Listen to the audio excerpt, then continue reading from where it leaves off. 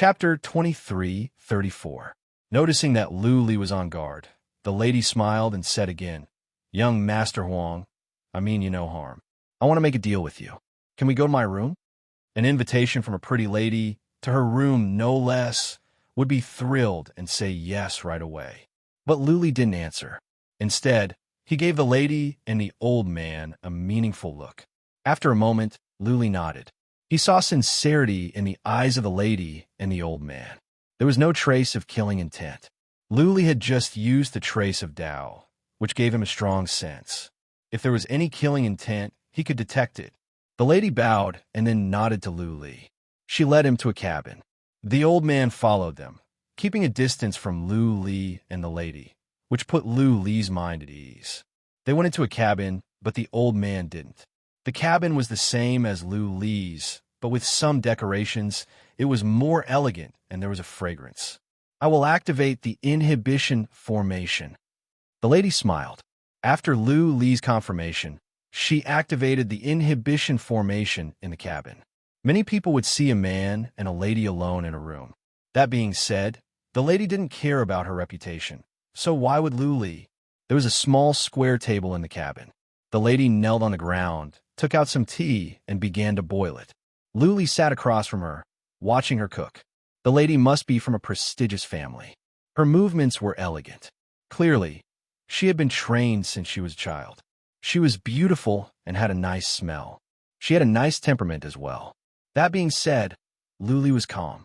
Mu Yingying was outstanding and affectionate. Even he couldn't resist it, not to mention a lady he had just met. "Young Master Huang, have some tea." The tea was ready. The lady brought it over and said seriously, "Let me introduce myself. I am Mu Wanqing. I have taken the liberty to invite you today. I hope young Master Huang will not blame me for my impulsiveness." "It's okay." Lu Li held the tea but didn't drink it. What, there was something wrong? He put the tea down and said, "Lady Wanqing, just tell me what you want to say." "Well, how do you know my name?" "Dark Moon Palace." Mu Wanqing smiled faintly and said, "When young lord displayed his invincible might in Tianyan City and killed the old witch, Wanqing just happened to be nearby. After witnessing young master's supreme grace, I also admire young master's courage." Lu Li was slightly startled. He didn't think that there would be two powerhouses hiding in the heavenly fortune city. How could he not notice them? Mu Wanqing was at the initial stage of the fourth tribulation, and her guards were more powerful. Theoretically speaking, Lu Li should be able to sense it. Uncle Ru and I have restrained our auras." Mu Wanqing could tell that Lu Li was confused. She restrained her energy and turned into an average person. There was no sign of divine energy or warrior energy. Lu Li nodded, but he didn't let his guard down. He asked, "Lady Wanqing, what can I do for you? I need your help." Mu Wanqing went straight to the point and said, "I'm going to the austere continent's Luo, Shui territory this time. I would like to ask young master to help me hold down the fort. I might have to fight once or twice.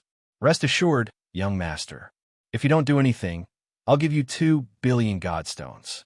If you do, I'll give you 10 billion godstones. It won't take up too much of young master's time, at most a month or two." Lu Li was surprised. This Mu Wanqing was generous.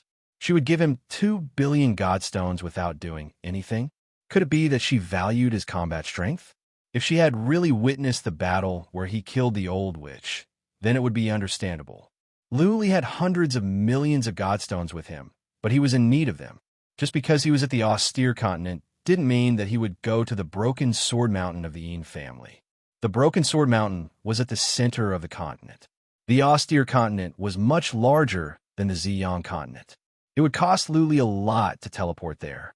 Therefore, Lu Li had to find a way to earn godstones on his way to the austere continent. Now that he had such a chance, Lu Li was interested. He thought for a while and asked, "Lady Wanqing, can you tell me the whole story?" "Don't worry.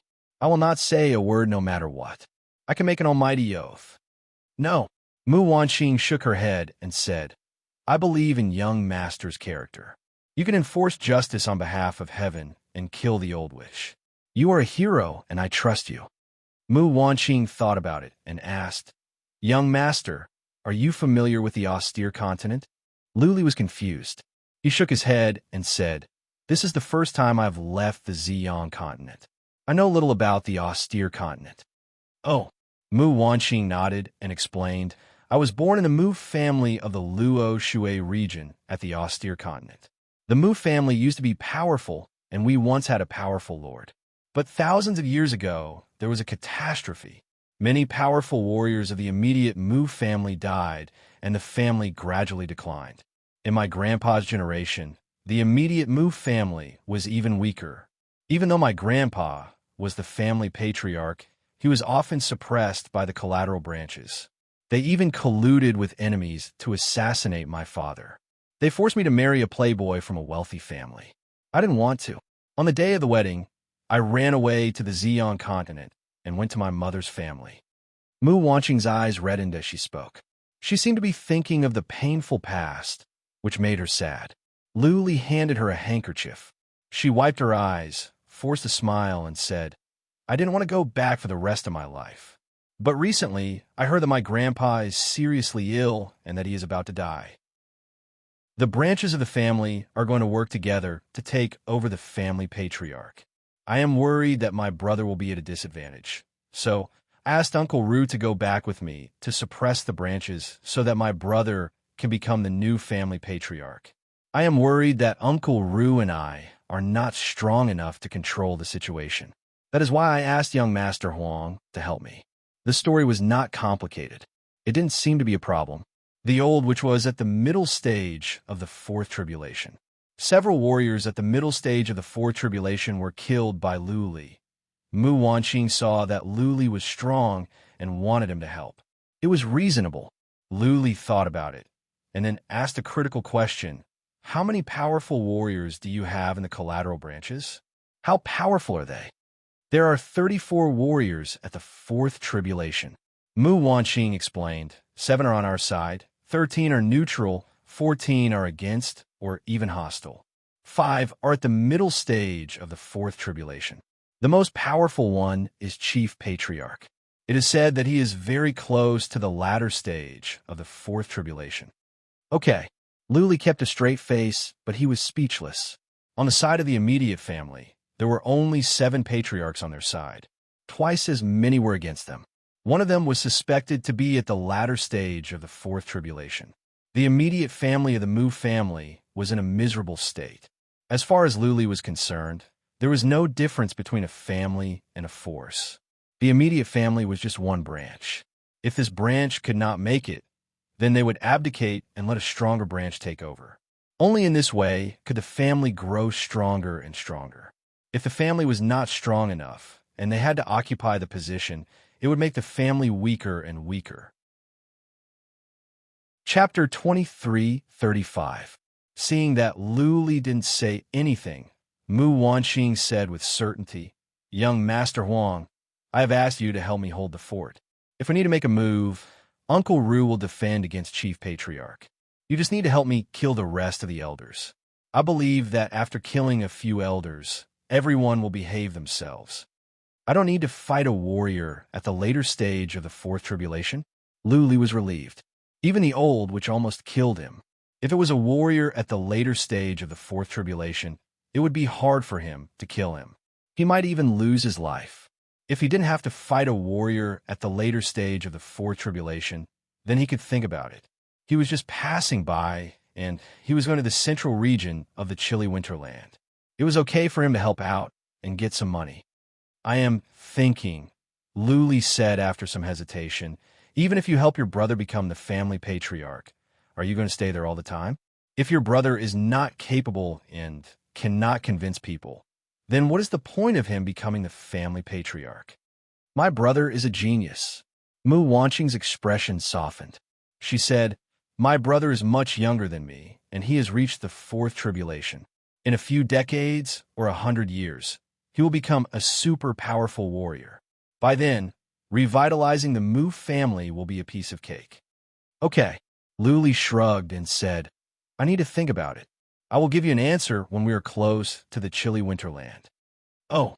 Mu Wanqing was disappointed, but she forced a smile and nodded. "I will wait for your good news at any time. As long as you agree, I can pay you 500 million as a deposit. Okay, I will leave now. Luli stood up and cupped his fists. Mu Wanqing bowed back. Luli opened the inhibition formation and walked out. After a while, the old man came in. Mu Wanqing opened the inhibition formation again. Uncle Ru asked, "Lady, how is it?" There is no definite answer. Mu Wanqing was disappointed. She sighed and said, "Is the reward too low?" "I think it is enough." Uncle Ru shook his head and said, "If he doesn't agree, then so be it. Lady, don't feel aggrieved. I will do my best to protect you." "Okay." Mu Wanqing nodded and said, "I'll arrange to have a chat with him later. This person can destroy the Black Moon Palace alone. His combat prowess cannot be underestimated. He also has a holy weapon shard on him. On the surface, he looks like a second tribulation martial artist. His overall combat strength is very strong. With his help, returning to the Mu family this time will be a sure thing." Luli walked around and saw that Qin Zhan and Gan Lin were cultivating on the deck. He went back to his room. After pondering for a moment, he did not make up his mind. Anyway, it was still early. He would wait until he reached the chilly winter continent. Let's cultivate for a few days. Since he had nothing to do, he cultivated in his room. After a while, the divine voice came again.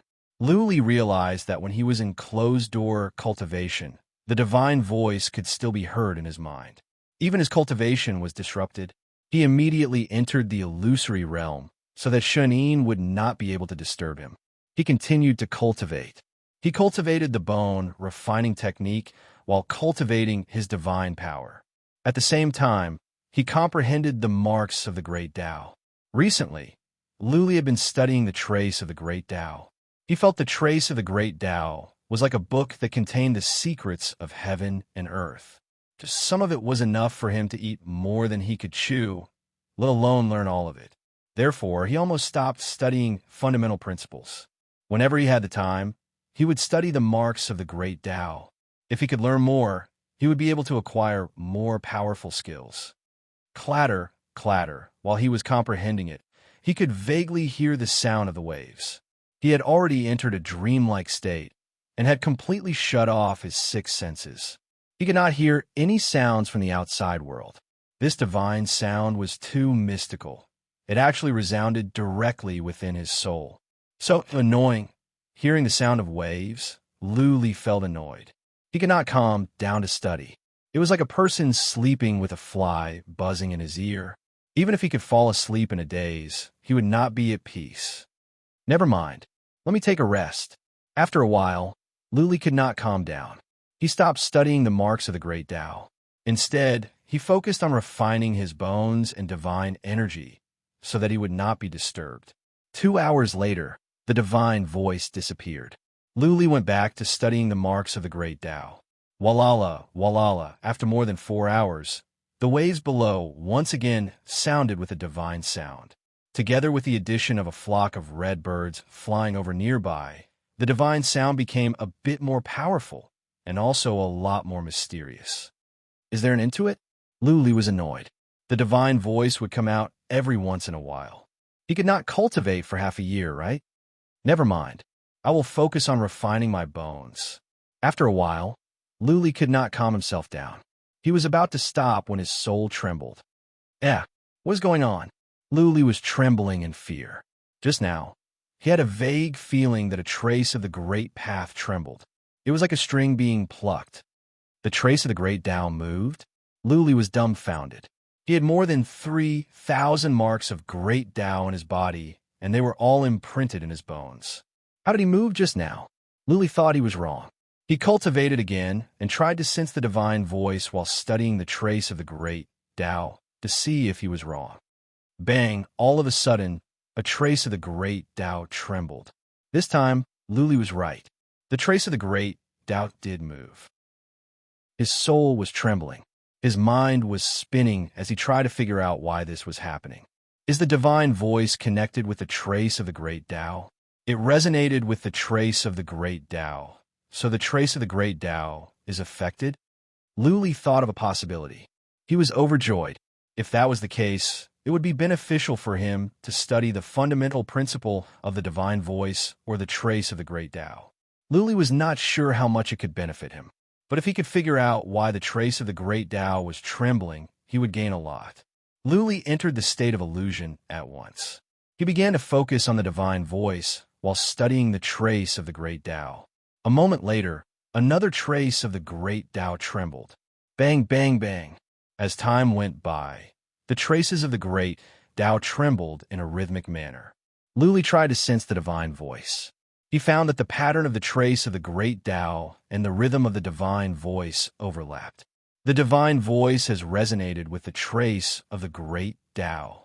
2 hours later, the divine voice stopped. The trace of the great Tao did not tremble again. Luli was thrilled.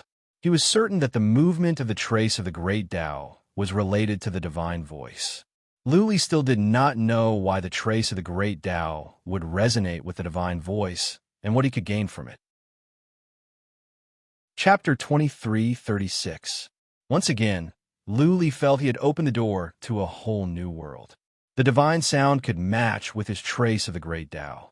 At first, Luli had planned to cultivate to kill time, but now he was excited. He forgot about everything, including the Yu family.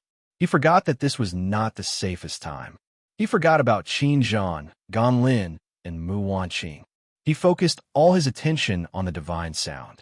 Previously, he felt the divine sound was irritating. Now, he had been waiting for it to resonate with the trace of the great Tao. Time flew by as he cultivated. Before Luli knew it, 10 days had passed. Qin Zhan and Gan Lin had been cultivating. They thought Luli would keep an eye on the surroundings and inform them at once if there was any danger. What they didn't know was that Luli didn't care about anything. He was more immersed than they were. Luckily, the Yu family didn't come after them. They had been on their way for more than 10 days, and nothing had happened. They had entered the depth of the sea of mystical sounds. There shouldn't be any danger. Mu Wanqing was worried. Luli didn't show up after he went into the room. She thought he was not interested anymore. The more she thought about it, the more she wondered if she had asked too little. After all, Luli had the holy weapon fragment. Would he be short of divine stones? Also, Luli had killed the warriors of the Palace of Dark Moon. So many powerful warriors and so many treasures must have been worth at least several billion divine stones. Luli wouldn't be interested in the divine stones she offered, would he? The thing was, she didn't have many divine stones with her. She had promised Luli 10 billion divine stones. She had to ask her brother to give her the divine stones after she took over the Mu family. She had some treasures, but Luli wouldn't be interested. She had been troubled these days. She wandered around the battleship, trying to find other helpers. There were some fourth tribulation martial artists on the warship, but many of them were old perverts. Looking at her lecherous eyes, if she asked them for help, those old perverts would probably ask her to sleep with them. Finally, she found a warrior at the middle stage of the fourth tribulation who agreed to help. But he asked for 50 billion divine stones, and another 10 billion must be paid first. Mu Wanqing didn't have that many divine stones. Naturally, she couldn't ask him for help. She was in despair. Her mother's family didn't care about this matter, and Uncle Ru was transferred to her by her maternal grandfather. Uncle Ru wouldn't be able to control the situation by himself. If something went wrong, not only would they die, but her younger brother would also be killed. At that time, the branch families would completely take over the Mu family. Do I really have to give myself to those old perverts? A thought popped up in Mu Wanqing's mind.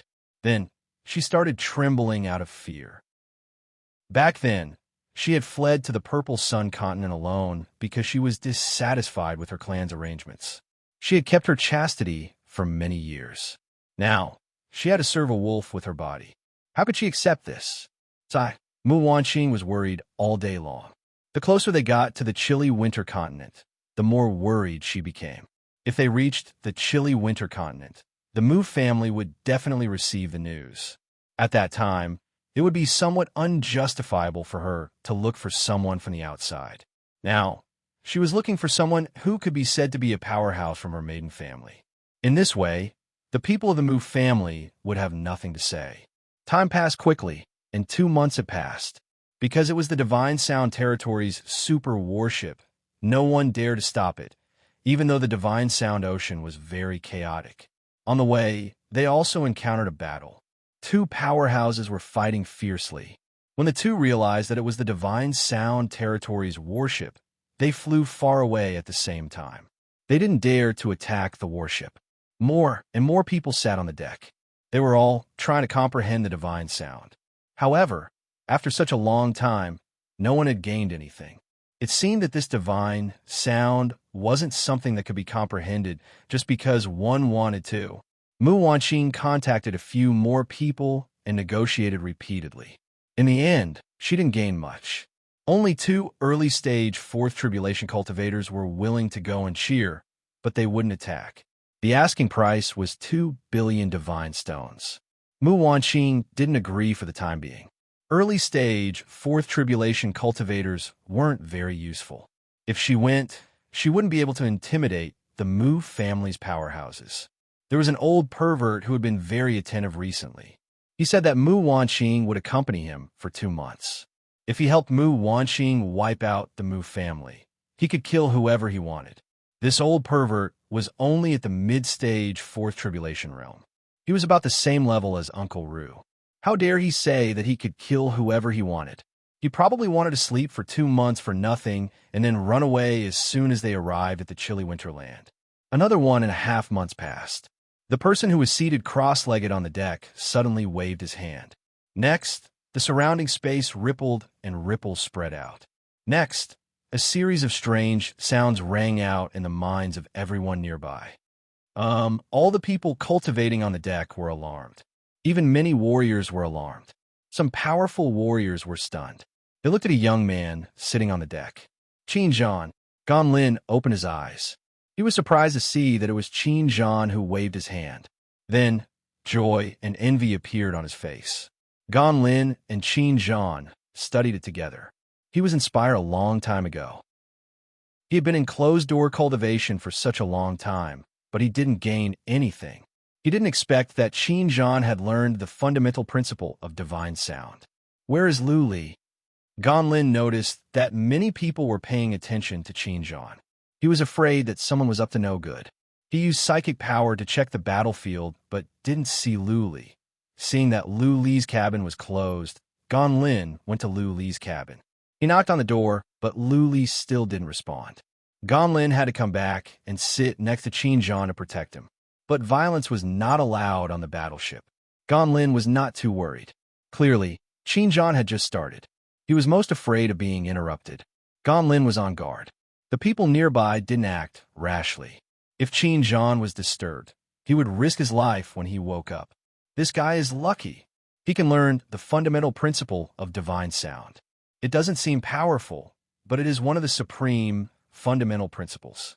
Alas, I have been in closed-door cultivation for so long, but I have gained nothing. Comparisons are odious.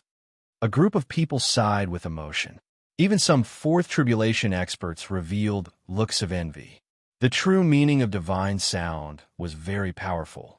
It was one of the supreme, true meanings. Although it seemed like Qin Zhan's comprehension wasn't particularly high, he was still lucky. It is a pity that he is a Third Tribulation warrior. Mu Wanqing's face showed a trace of pity. If Qin Zhan was a Fourth Tribulation warrior, she would try to get Qin Zhan's help. But a Third Tribulation warrior was not meaningful. 1 hour later, Qin Zhan stopped waving his hands. His qi and energy became calm. It seemed that he had completely learned the fundamental principle. Once the fundamental principle was learned, the following things would be much easier. The waves below gradually calmed down. The fundamental principle stopped. Many people who were cultivating on the deck stood up. Qin Zhan's understanding of the fundamental principle of divine sound was a blow to them. Many people decided to take a break before continuing. Walalala, right at this moment, something strange happened. A strong wave came from inside the battleship. Then the surrounding seawater seemed to have gone crazy. Huge waves rolled up. Dong, dong, dong. In a room, there was a continuous muffled sound. The sound rang in everyone's mind as if it was hitting their souls. The seawater below was completely rioting. Countless waves rolled up and shot up into the sky like water dragons. Then, they slammed down, scaring everyone on the battleship. This Another person has learned the fundamental principle of divine sound, and it is such a powerful fundamental principle. This sound is so strange. It must be a very powerful fundamental principle of divine sound. The battleship exploded. Countless experts flew out from the cabin and looked at the source of the sound in shock. Their faces were not only filled with envy, but also intense jealousy. "It's him." Mu Wanqing looked toward the source of the sound. Her delicate body trembled violently. Ganlin also took a glance. His face immediately revealed an ecstatic expression. Chapter 23:37. A muffled sound came out in a rhythmic manner.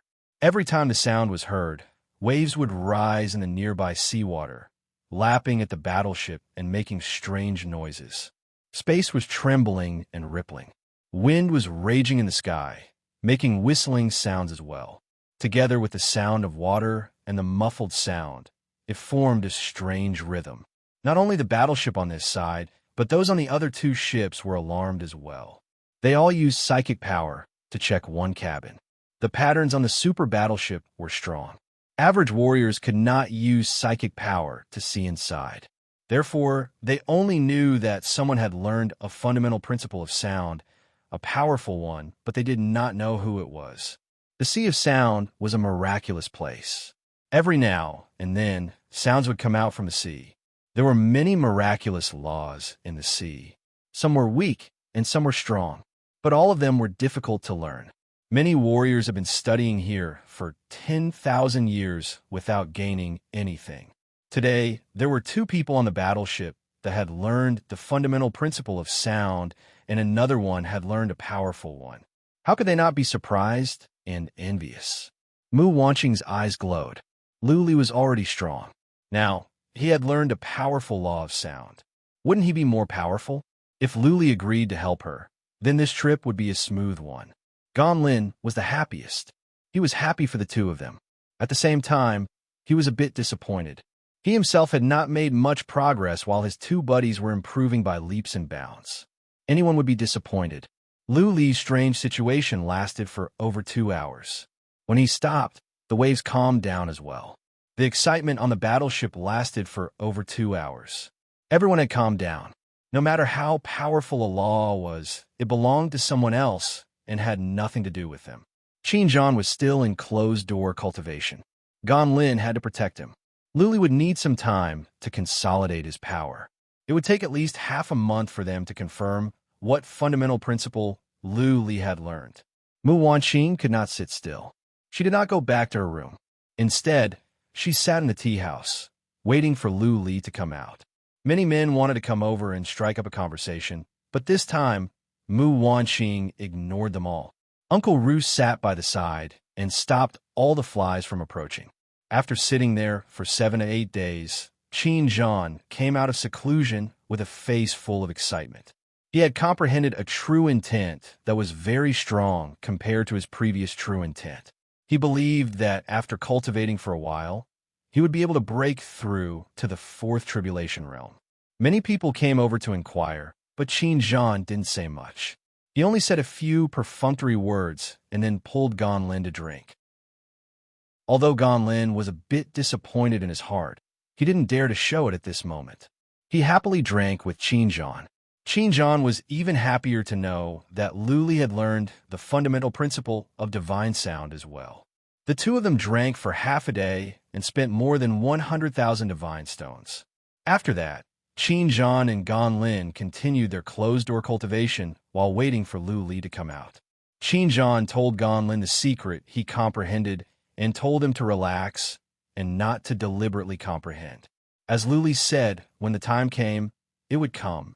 If the time was not right, there was no point in forcing it. Another 7 to 8 days later, Luli finally came out. The moment he opened the inhibition formation, many people scanned him with psychic power. Mu Wanqing and Uncle Ru in particular had their eyes fixed on him. Luli put up his guard out of instinct when he sensed so many psychic powers locked on him, but he relaxed after a quick scan. It seemed that something strange happened when he was learning the fundamental principle of divine sound, which was why so many people were paying attention. Even though he had mastered a powerful fundamental principle, Lu Li's chi and energy didn't change much. He was still a warrior at the second tribulation realm, but his chi and energy were comparable to those at the peak of the second tribulation realm. When he mastered this fundamental principle, he could go through the tribulation realm and break through to the third tribulation realm. Warriors at the third tribulation realm and the third tribulation realm were as common as dogs. Therefore, Lu Li's chi and energy were pitifully weak to others. Many people were jealous. How could a warrior at the second tribulation realm learn such a powerful, fundamental principle? Whoosh, a man flew over and arrived in front of Lu Li. Lu Li put up his guard at once. He took out the heaven separation bead, ready to fight at any time. Punk, how did you learn the fundamental principle of divine sound? Tell me, and I will reward you handsomely. It was a dark-skinned and strong man. He stared at Lu Li with fire in his eyes. Lu Li rolled his eyes. This man was an idiot. Lu Li could not teach him the way. Even if he could, Lu Li wouldn't tell him. Why? Therefore, Lu Li didn't pay attention to him and walked out directly.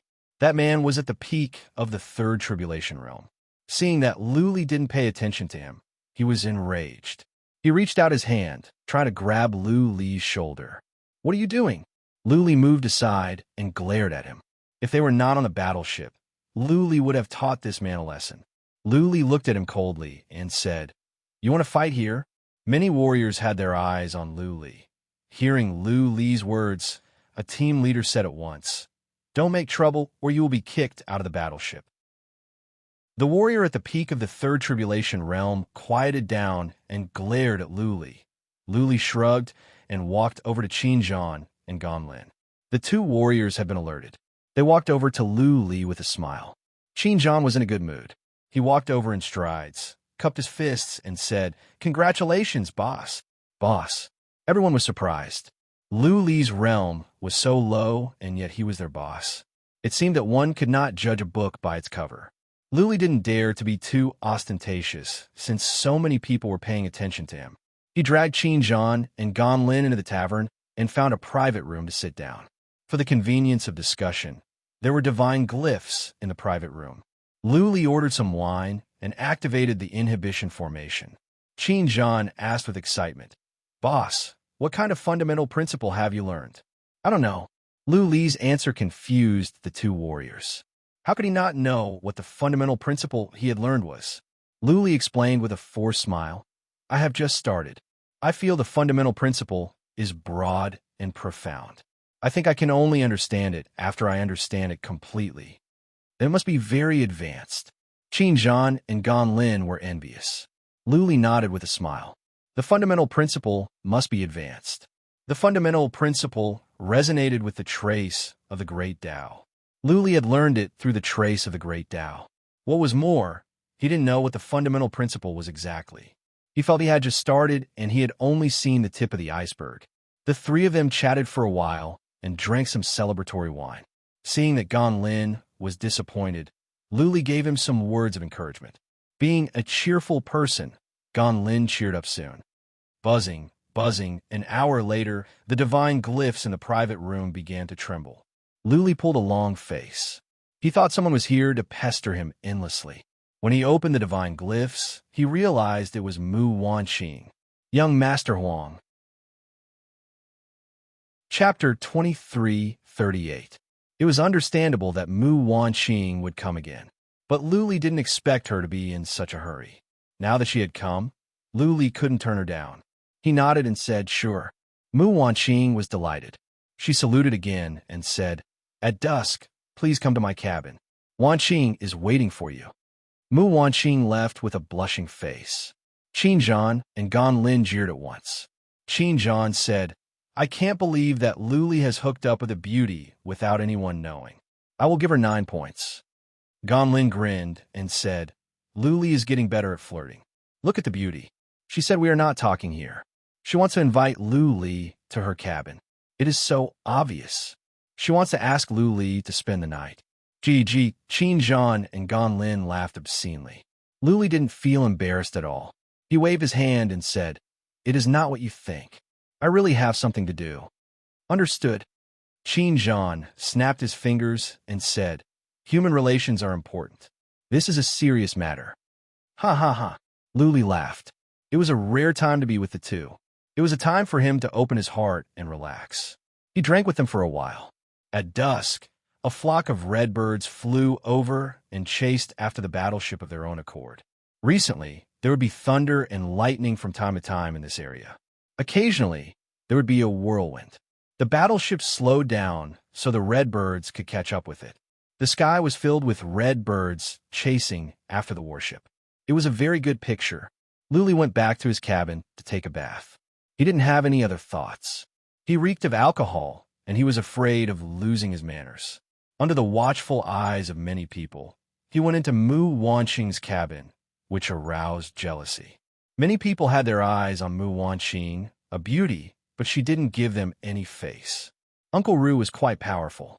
They were on the battleship, so nobody dared to do anything. The inhibition formation in the cabin was activated, which made more people jealous. They secretly scolded Mu Wanqing for being shameless and a slut. A man and a woman staying in the same room alone was already controversial. Now that the inhibition formation was activated, they must be doing something indescribable in there. Mu Wanqing was still wearing a black dress today. However, the neckline of the black dress was slightly lower, and the side of her thighs was slit. It was faintly discernible and very alluring. She put on some light makeup, which made her look even more stunning. "Young noble Huang." Mu Wanqing bowed to salute. Luli looked down from above and could see the white skin on her chest. Luli looked away after a quick glance. His mind was calm. After both of them were seated, Mu Wanqing did not boil the tea. Instead, she asked with a faint smile, "Young noble Huang, do you have any good wine?" "I don't have any good wine here. Tonight, Wanqing wants to drink 2 cups with Gongzi." Luli paused for a second, but then he understood what Mu Wanqing meant. She was asking him for the wine to reassure him. After all, his wine couldn't have been poisoned. At the same time, drinking could also increase the mood. Looking at Mu Wanqing's actions today, was she trying to seduce him? Luli took out 2 jars of wine and said with a smile, "Truth be told, Huang Tianba is my pseudonym. Lady Wanqing, you can call me Young Master Lu from now on. My family name is Lu." "Alias?" "Oh." Mu Wanqing was surprised, but she didn't pursue the matter. She poured Luli a goblet and said with a smile, "Here, it's nice to meet you, Young Master Lu. Here's to you. Congratulations, Young Master Lu, for learning the law of sound. Here's to you again. Young Master Lu, you are so young and you are so strong. You will become a top warrior at the 3rd heaven in the future. Here's to you. It is fate that brought us to know each other. I am honored to know a hero like Young Master Lu. Let's drink again. Young Master Lu, here's to you."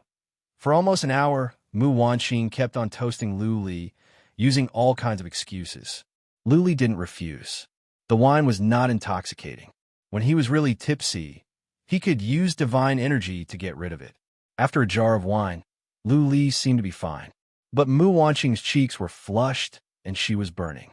Her breaths were short and her chest was heaving up and down. Her eyes were blurred, which added to her allure. Mu Wanqing never got down to business. She seemed to have forgotten what she wanted to talk to Luli about. She just kept on drinking with Luli. Usually, it was the man who wanted to get the lady drunk. But now, it was the other way around. The lady was trying to get the man drunk, which was counterproductive. Okay. Another 2 jars of wine were gone. Luli didn't take out any more. Looking at Mu Wanqing seriously, he said, "Okay, stop drinking. It is time to talk." Mu Wanqing smiled like a peach blossom. She looked up at Lu Li and said, "Young Master Lu, do you think I am pretty?" "Yes," Lu Li said sincerely. From every angle, Mu Wanqing was a beautiful lady. She was elegant, graceful, charming, and beautiful. Mu Wanqing smiled brightly, but there was also a hint of sadness in her smile. Suddenly, she reached out and tugged at her belt. Then, she slowly undid the buttons on her dress. Her long dress slid down, revealing her pink undergarments. Her skin was faintly discernible, and it was extremely alluring. She closed her eyes, stood up, and walked to the room next door. At the door, she looked back and said, Young Master Lu, please take care of me. Tonight is my first time. Lu Li didn't move. He didn't even turn his head to look at Mu Wanqing's beautiful back. He sighed, took out another jar of wine, and drank by himself. Mu Wanqing's body was trembling. Seeing that Lu Li didn't respond, she was ashamed and angry. Her lips trembled as she said, Young Master Lu, you don't like me? No. Lu Li answered honestly, Lady Wanqing, you are lovely and beautiful. Any man will fall for you. Then, Mu Wanqing was confused. Then she thought of something and asked with embarrassment, Young Master Lu, you don't like women? Ha ha ha. Lu Li was amused. He took a sip of wine and grabbed at the air. Mu Wanqing's dress flew over. He waved his hand and said, I like pretty girls, but I don't like this kind of deal. Lady Wanqing, put on your clothes before you come out. We could talk. Mu Wanqing held her dress shyly. She stayed in the room for the time for 2 incense sticks to burn before she came out. She sat down again and lowered her head, afraid to look at Lu Li. A virgin offering herself to a man only to be turned down. She was from a prestigious family. Mu Wanqing spent the whole afternoon cheering herself up. She finally made up her mind. Little did she expect that this would be the result. That was right. Mu Wanqing had decided to give herself to Lu Li. She had nothing more to give to Lu Li other than a clean body. For her brother, she had decided to sacrifice herself. Compared to serving those old perverts, it was a good choice to give herself to Lu Li. At least, Lu Li left a good impression on her.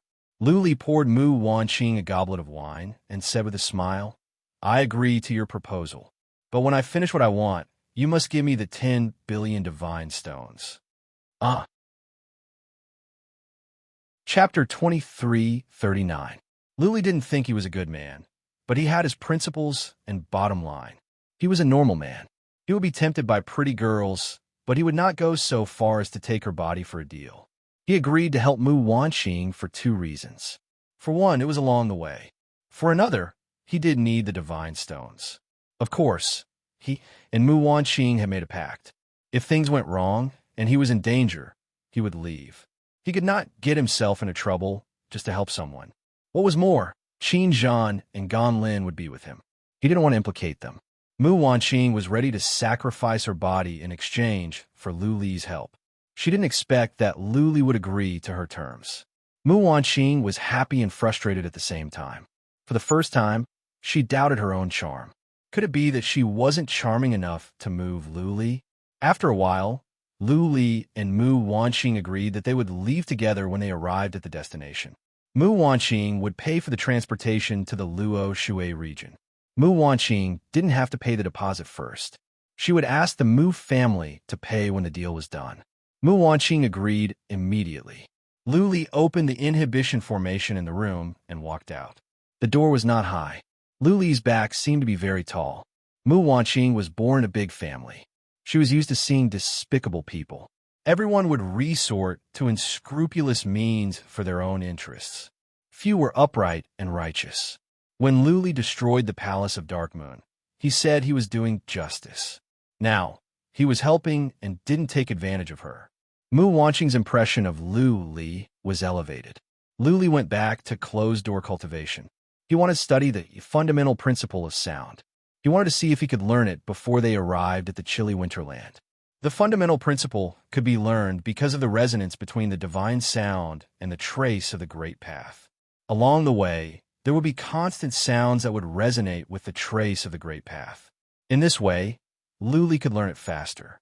Qin Zhan and Gan Lin continued to cultivate on the deck. Because of Lu Li and Qin Zhan's provocation, more people went to cultivate to see if they could be lucky enough to learn a fundamental principle of sound. The journey was peaceful. Nobody dared to mess with the battleships of the divine sound region. Along the way, they encountered a chaotic battle. In the end, when the divine sound territory's warship passed by, the 2 sides actually stopped and let the warship pass before continuing to fight. They were afraid that they would accidentally destroy the warship. Lu Li had made up his mind to help. Mu Wanqing was reassured. She stayed in her room and cultivated. This greatly disappointed many of the old perverts. They had thought that they would be able to get a beauty and have some fun. Some people hated Lu Li. Luli had stayed in Mu Wanqing's room for half a night. Who knew what had happened? Someone wanted to teach Luli a lesson when they got to the chilly winterland. Time flew by, and in the blink of an eye, 5 months had passed. The super warship crossed the divine sonar ocean and would arrive at the chilly winter continent in a few days. Qin Zhan's divine sound true intent had already reached large success. He estimated that he would be able to break through to the fourth tribulation realm in another 6 months to a year. Ganlin still didn't gain anything. However, he was a cheerful person, so he didn't sink into depravity. Instead, he worked even harder at his cultivation. Ever since Luli talked to Mu Wanqing that day, he had been in closed-door cultivation. Nobody knew how he was progressing with the divine, sound true intent. Qin Zhan and Ganlin didn't dare to disturb him. They had to wait until they arrived at the chilly winterland. Mu Wanqing came out, looking forward to the journey. She grew up on this continent. Her roots were here. Even though she had a good life in her mother's family, she still wanted to come back. If everything went well and her brother became the new family patriarch, then her life would be better. By then, all her troubles would be gone. Several days passed by quickly. The warship docked outside a huge city. The name of the city was the Chilly West City. The implication was clear. It was the westernmost part of the chilly winterland. Luli was woken up. He opened the inhibition formation and saw the city outside. He exclaimed, "We have arrived at the chilly winterland. That is fast." Riding on the super warship was great. He didn't have to worry about anything. He could cultivate for a while in peace. The divine sonar ocean was dangerous, but nothing happened along the way. The 200 million divine stones were well spent. "Let's go." Luli stretched. He felt more relaxed. The dispute at the Ziyang land had passed. He didn't have to worry about the Devil's Sea, the Yu family, or the pure heaven blood eagle race. At the third heaven, as long as one didn't offend the ancient super races or the families of emperors, one could escape from one continent to another. If one could escape to another continent, the enemies would not chase after him. For one thing, it was too far away. For another, it was within the sphere of influence of others. Young Master Lu. Mu Wanqing walked over with Uncle Ru. Qin Zhan and Ganlin came as well. Luli nodded and said, "Let's go in first." Luli seemed to be the weakest, but he was giving orders like a boss. It just so happened that Qin Zhan and Ganlin were used to his orders. Mu Wanqing was relying on Luli now. Uncle Ru rarely spoke. He was Mu Wanqing's slave, and he would do whatever she said. They flew up from the warship and landed at the city gate. They handed over the divine stones and went in. At first, many wanted to make trouble for Luli, but now they sighed. Nobody dared to do anything now that they were in the city. The Western Forest City was large, about the same size as the Mysticum City. They went to a tavern to settle down and had a good meal.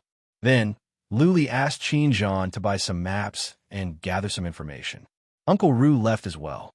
Clearly, he was going to get some information about the Luo Shui region or to contact someone from the Mu family here. Half a day later, Qin Zhan came back with some maps, including the entire chilly winterland and the Broken Sword Mountain. "Boss, the Yin family is powerful," Qin Zhan said with excitement as soon as he came in. "It is said that the Yin family once had an emperor. They have been rising over the years. Now, they have taken over one region and controlled two in secret. They are one of the super families of the chilly winterland." "What about Yin Qingxi and Unrivaled?" Luli asked about the two most important people. Qin Zhan nodded and said, "Unrivaled is famous. She is the most important young lady of the Yin family. Yin Qingxi, on the other hand, is not well known. I have asked around, but there is no such person." "That is strange," Luli frowned. He looked at the map and nodded. "Never mind. When we're done with the Luo Shui region and get the 10 billion divine stones, we can teleport to the Broken Sword Mountain. We should be able to teleport to the Broken Sword Mountain soon. We'll talk about it after we see Unrivaled. A super family should have the ability to open up long-distance portals. The Yin family once had an emperor. They had a profound foundation. If they could open up the portals to the Flying Fire continent, it would be perfect." Bang, bang, bang. Chapter 2340. Chilly Winter Continent, Luo, Shui territory. This was a very ancient domain, and many domains were constantly changing their names. For example, when a lord changed, it would change its name. However, the Luo water domain's name had lasted for hundreds of thousands of years, because there was a river here called the Luo River, and there was a clan here called the Luo clan. The Luo family had a very long history. In the entire Luo Shui territory, there were only a few families that had a longer history than the Luo family. There were only a few families that were second only to the Luo family, and the Mu family was one of them. The Mu family once had a lord-class powerhouse who occupied a territory nearby. However, after this lord-class powerhouse died, the family gradually declined and was even hunted down. In the end, the Mu family sought refuge in the Luo Shui territory and relied on the Luo family to protect themselves. A starving camel is still bigger than a horse. Although the Mu clan had declined, it was still very powerful. It had always been the second largest clan in the Luo Shui territory, until a great change occurred 1,000 years ago. Most of the direct descendants of the Mu family had entered a dangerous place and died by accident. The Mu family could be considered to have completely declined. The direct bloodline began to be unable to hold their heads up high. In addition, Mu Wanqing's father had died unexpectedly, and Mu Wanqing's grandfather had injured his vitality 1,000 years ago. They would not be able to hold on for much longer. Once the old man died, the position of clan leader would definitely not fall to the direct bloodline. The strongest member of the direct bloodline would be Mu Wanqing's younger brother, Reverend King Xing. Because he was too young, there was no way he could control the situation. He had only joined the Elder Hall for a few years, so it was too difficult for him to become the patriarch. If the Reverend King planet failed in the competition for the position of patriarch, then the fate that awaited them would not be as simple as being defeated. This was because the Reverend King star's bloodline had always been the patriarch, and his prestige within the clan was very high. In order to completely stabilize the Mu family, the new patriarch had to find a way to destroy the Reverend King star. In addition, the Reverend King star's aptitude was heaven-defying. If he was given 100 years to mature, he would definitely become a powerhouse of his generation. At that time, he would definitely fight for the position of clan leader. Thus, the atmosphere in the Mu clan's Mu Immortal City was rather heavy. The old clan head's condition was deteriorating day by day, and it was estimated that it would only take a few days for him to recover. Several of the major branches were stirring up trouble in the dark, forming all kinds of alliances. They were just waiting for the death of the old clan leader to start competing for the position of clan leader. All kinds of rumors began to spread within the family. There were three main rumors.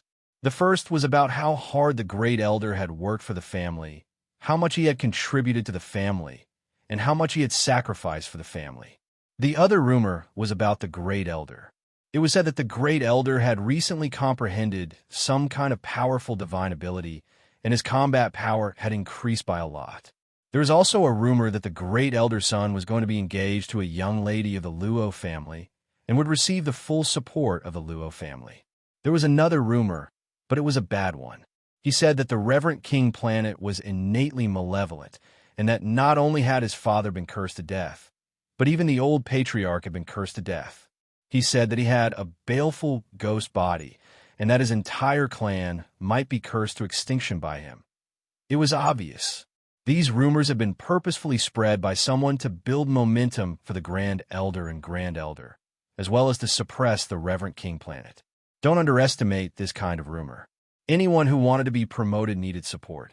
If everyone was unconvinced and couldn't convince the masses, it would be very difficult for them to sit firmly in their position. If everyone doesn't listen to you, then there's no point for you to be the clan leader.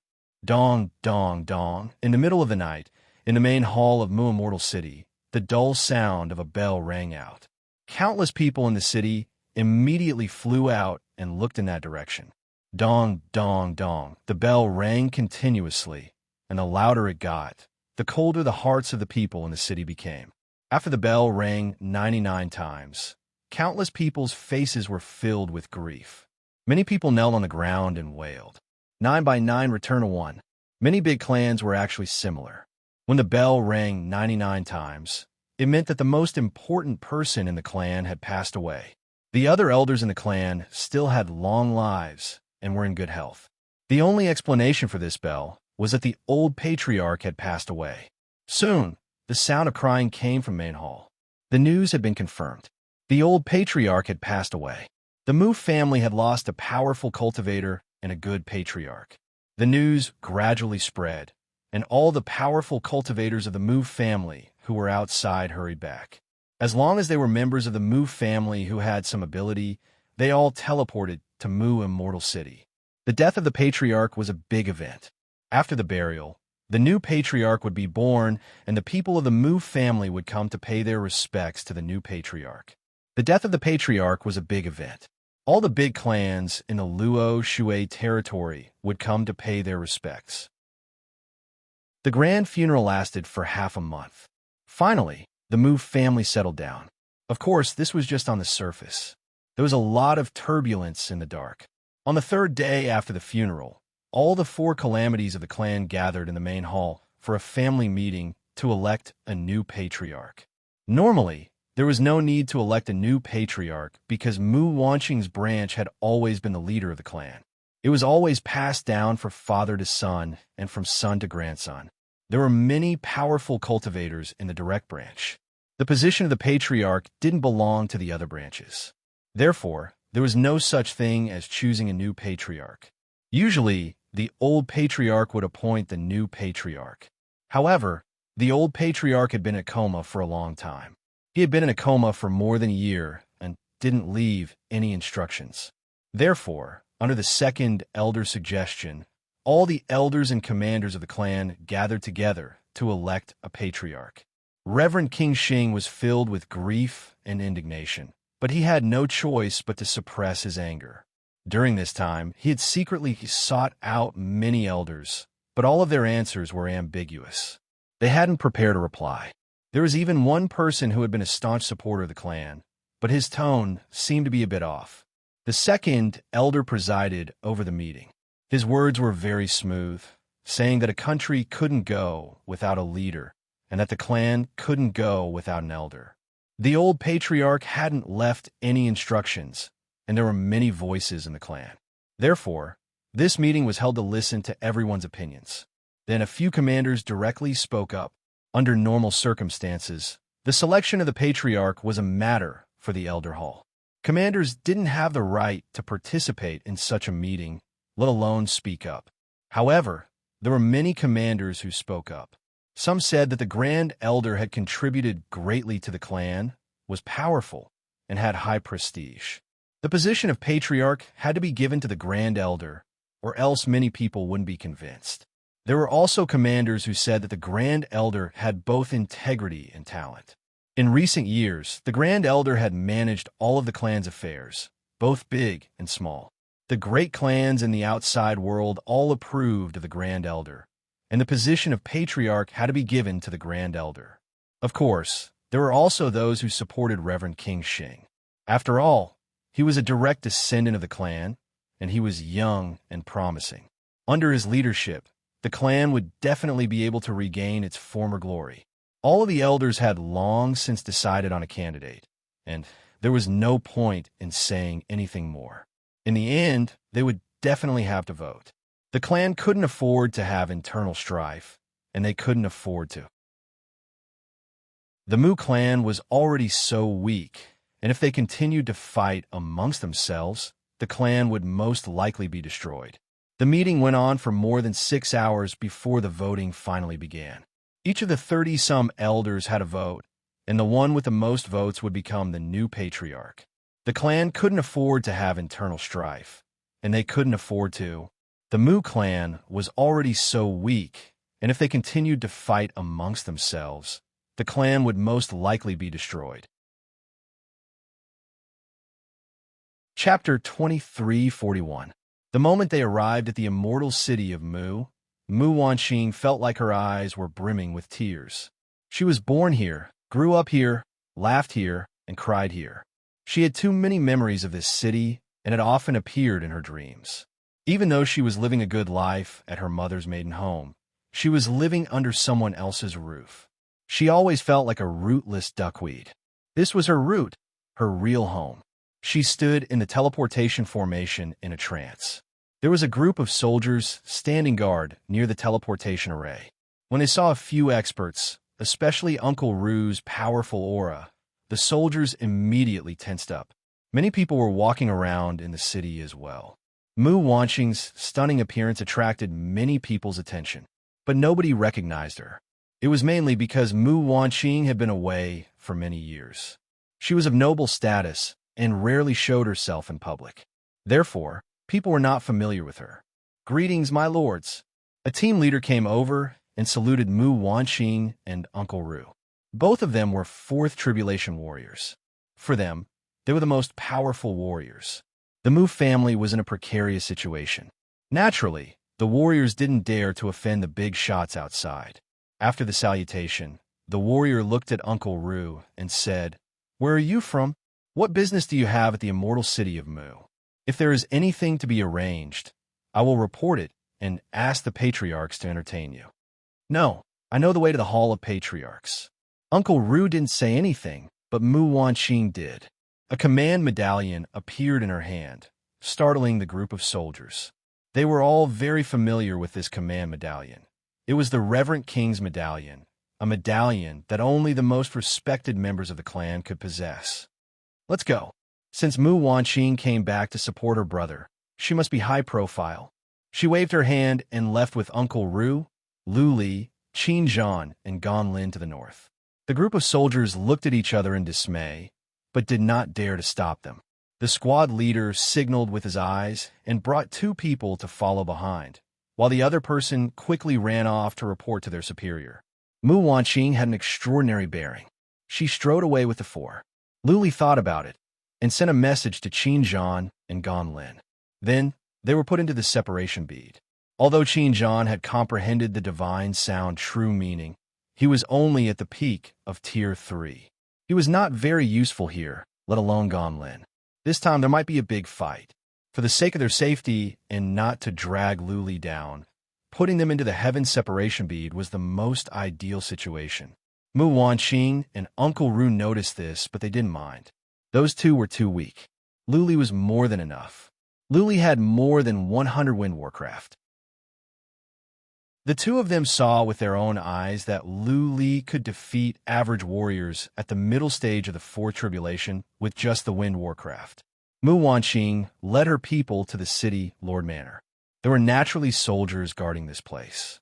There was also a peak Third Tribulation commander who led 50 people to guard the city Lord Manor's gate. Who are these two lords?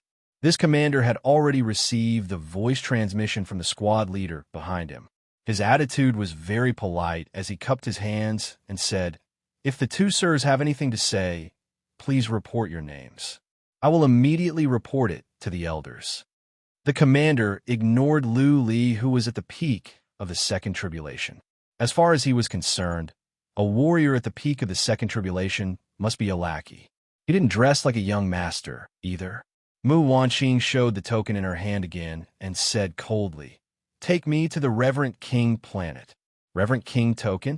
You want to see young Master Xing?" The commander was taken aback. He stared at Mu Wanqing and said with his eyes wide open, You are young Lady Qing?" When Mu Wanqing left, she was not old and she was not powerful. She was a delicate young lady at the middle stage of the Third Tribulation. Now that she had reached the Fourth Tribulation, she had gone through many things over the years. Her temperament had changed. The commander had met Mu Wanqing several times before, so he could recognize her. Mu Wanqing remained emotionless. She said coldly, "Why don't you show me the way?" "Yes, of course." The commander hurriedly nodded and led Mu Wanqing inside.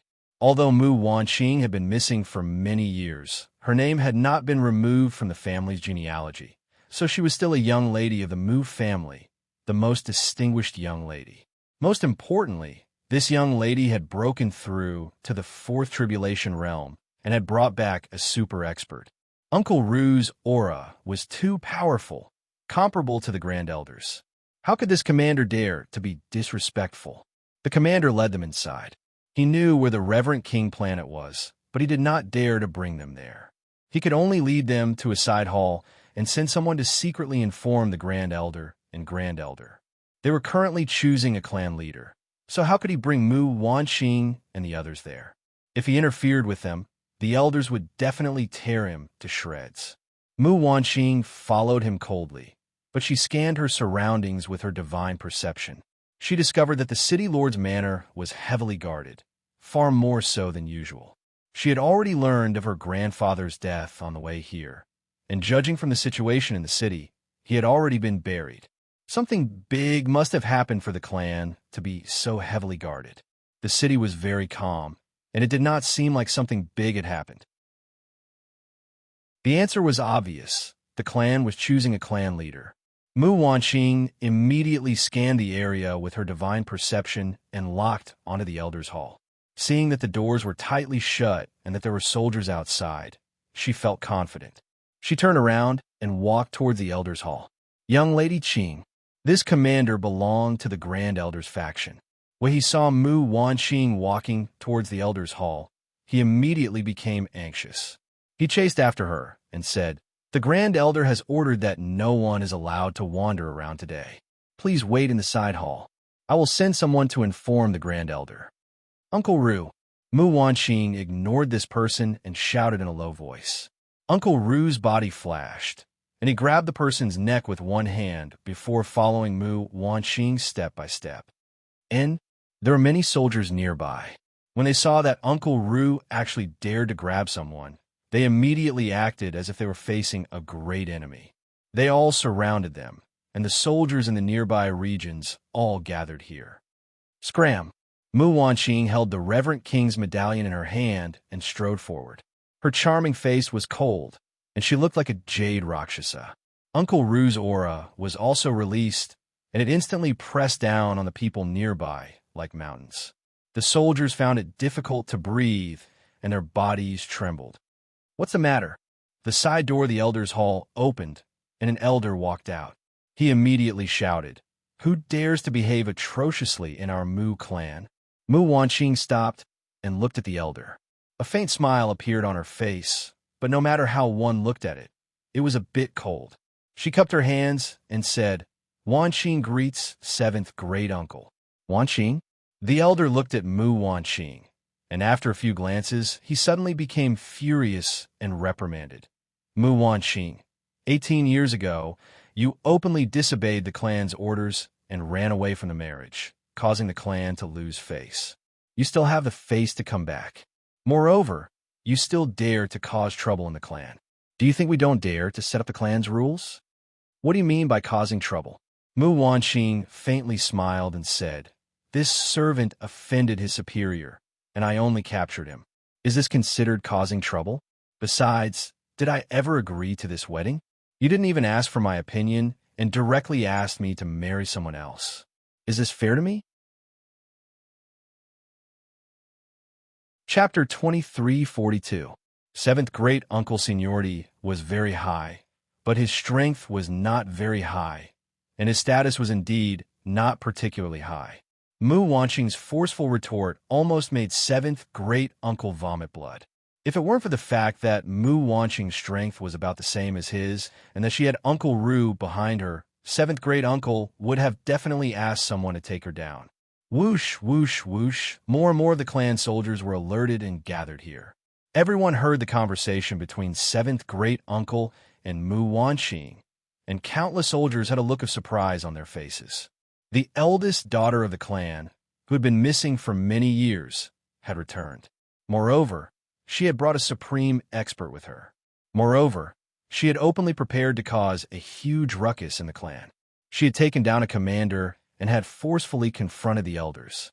Today was the day of the Elders' Hall's general meeting, and it was also the day of the selection of the patriarch. Mu Wanqing had returned at such a crucial time. Was she a helper hired by the Reverend King's star? The 7th elder had also considered this point. He said in a deep voice, "Mu Wanqing, let's not talk about what happened before. Right now, the family has important matters to attend to. Go to the side hall and wait. The great elder and the other elders will receive you later." The Elders' Hall was currently in the middle of voting. How could they let Mu Wanxing disturb them at such a crucial moment? Everything had to wait for the dust to settle before dealing with Mu Wanxing. Something important? Is it the election of the clan leader? Mu Wanxing smiled, then said coldly, "As a direct descendant of the Mu family, I'm also at the fourth tribulation realm. According to the family rules, I should be given the position of an elder, right? Even if I'm not given the position of an elder, how can I not be qualified to participate in such a big event?" Seventh great-uncle's expression changed. As expected, Mu Wanxing did not come with good intentions. With a straight face, he said, "Nonsense. You're a woman, not to mention that you've been missing for many years. You even openly disobeyed the family's order to escape from the marriage. It's already a mercy that we're not arresting you now, yet you still dare to pester us endlessly." Ha ha ha. Mu Wanxing laughed out loud, but her smile was filled with loneliness. She said mockingly, "Sure enough, kind people are bullied. Our bloodline is weak, so everyone can bully us, right? Pester endlessly. Miss Japan was going to use force today. Seventh great-uncle, let me ask you one last time. Are you going to move or not? If you don't, I'm going to kill my way in." A white sword appeared in Mu Wanxing's hand. Rushu slapped the commander, and he fainted. Luli left the team leader aside. A black saber appeared in his hand, and killing intent spread out. Luli didn't release his chi and energy. He just took out the heaven separation bead. Mu Wanxing was dressed in a black robe. She had a beautiful figure and the aura of a fourth tribulation expert. The aura of a Yuluocha made her feel awe-inspiring, like a goddess of war. An uproar immediately broke out in the surroundings. There were already over 1,000 people gathered nearby, and they were all members of the Mu clan. They were all somewhat panicked and at a loss for what to do. The patriarch had just died, and the family's strength was greatly damaged. Was there going to be internal strife now? Who were they listening to? Mu Wanxing walked forward step by step. Uncle Ru and Lu Li followed her closely. Uncle Ru's momentum was so strong that it was like mountains were pressing down. Even seventh granduncle felt his soul was trembling. Seventh granduncle was of a higher seniority, but he was never strong. His comprehensive abilities were weak as well. He was forced back step by Uncle Ru. His face was filled with anger and grief. Mu Wanxing had decided to throw caution to the wind. Before she came, she had made up her mind. The branches were so powerful that it was impossible to negotiate. The only way was to suppress them with force. If push came to shove, she would purge the Mu family with blood. For the sake of her brother, for the sake of the old, weak, women and children of the immediate family, she had no other choice. Bang, bang, bang, seventh granduncle had been forced back for dozens of steps. The Hall of Patriarchs was not far away. Seventh granduncle clenched his teeth and didn't want to go any further. Otherwise, he would lose all his face. Creak! The gate of the Hall of Patriarchs was pushed open. Groups of patriarchs swarmed out. It was impossible that they didn't know what was going on outside. The voting was about to end, but they had to pause it. Otherwise, Mu Wanxing would really kill her way in. By then, the Mu family would be bathed in blood. If it were only Mu Wanxing, the patriarchs wouldn't be worried. However, Uncle Ru was too powerful. His chi and energy were similar to that of Great Patriarch. If they were not careful with such a powerful warrior, they would be in big trouble. Big Sister, Reverend Kingstar had already thought about it. When he saw the figure that only appeared in his dreams, his eyes immediately turned red. He forced himself not to cry. He stared at Mu Wanxing. He was afraid that she would disappear in the blink of an eye. Mu Wanxing nodded lightly. She did not look at Reverend Kingstar for long. The current situation did not allow her to be distracted. She looked at Grand Elder and Grand Elder. After thinking for a moment, she bowed slightly and said, "Wanxing pays her respects to Grand Elder, Eldest Elder, and all the other patriarchs." Grand Elder snorted and ignored her. Grand Elder, however, nodded slightly and smiled. "Wanxing, you're back. It's good that you're back. Let's talk about it later. Bring your friend to settle down first. I'll come and see you later." Grand Elder's words were light and breezy. It was as if he wanted to resolve the situation. Mu Wanqing, however, did not move. She did not want to beat around the bush with a group of people. She said coldly, "Grandfather Bin Tian, according to the rules, Reverend King Star is a direct descendant. Why hasn't he inherited the position of clan head? Why are you still holding a meeting? Are you going to choose a clan head? Are you trying to bully us because we have no one? Or are you trying to start anew and split the Mu clan apart?" Mu Wanqing's words were sharp and aggressive. She did not give them any face at all. More than 1,000 clansmen had already gathered nearby. They were prepared to fall out completely. "Scoundrel!" All the elders' faces changed. Grand Elder was enraged. His eyes were filled with killing intent. He said angrily, "A little lass dares to ignore the ancestral teachings and clan rules? She dares to disregard her elders? Do you believe that I will kill you with one palm strike?" The disciplinary hall elder also said angrily, "Mu Wanqing, if you still think of yourself as a descendant of the Mu clan, then you will have to obey the Mu clan's rules. If you don't, then I will immediately expel you from the Mu clan. Please leave Mu Immortal City as well. If not, you will be considered an invasion." "Kiki," Mu Wanqing laughed. She looked around and said, "All of you look so dignified and righteous. You know very well what you are thinking in your hearts. Let's not talk about these useless things. I will say one thing today. Whoever wants to usurp the position of clan head of Reverend King Star will have to do it over my dead body first." Big sister, Reverend King Star grew anxious. He was just about to say something when Mu Wanqing waved her hand and said, "Wanqing, you don't have to say anything. Big sister is here today. I want to see how these people can cover the sky with one hand." "Good, good, good." The Grand Elder laughed loudly and looked at the disciplinary hall elder. The latter immediately said coldly, "Mu Wanqing has gone against the rules and openly disregarded the clan's rules and elders. I am now representing the clan to officially expel Mu Wanqing from the clan. Mu Wanqing, please leave immediately. If not, you will be considered an invasion of the Mu clan. We will take measures to protect the Mu clan's dignity. Isn't it just a fight?" Chapter 2343. Any fight for power would never rely on words. It would rely on fists and strength. Both sides had their own interests to pursue. Neither side could convince the other. In the end, they had to resort to fighting. Winner takes all. Whoever won would represent justice. Mu Wanqing was no longer the young lady who knew nothing. She had been through many things over the years and had seen through many things. Otherwise, she wouldn't have asked Lu Li for help at the cost of her own life on the battlefield. Only with absolute strength could one have the right to speak. This was an unchanging truth. Mu Wanqing didn't want to waste more time. If they didn't want to fight, then fight. If not, then talk. Whoosh, Uncle Ru and Lu Li flew up as well.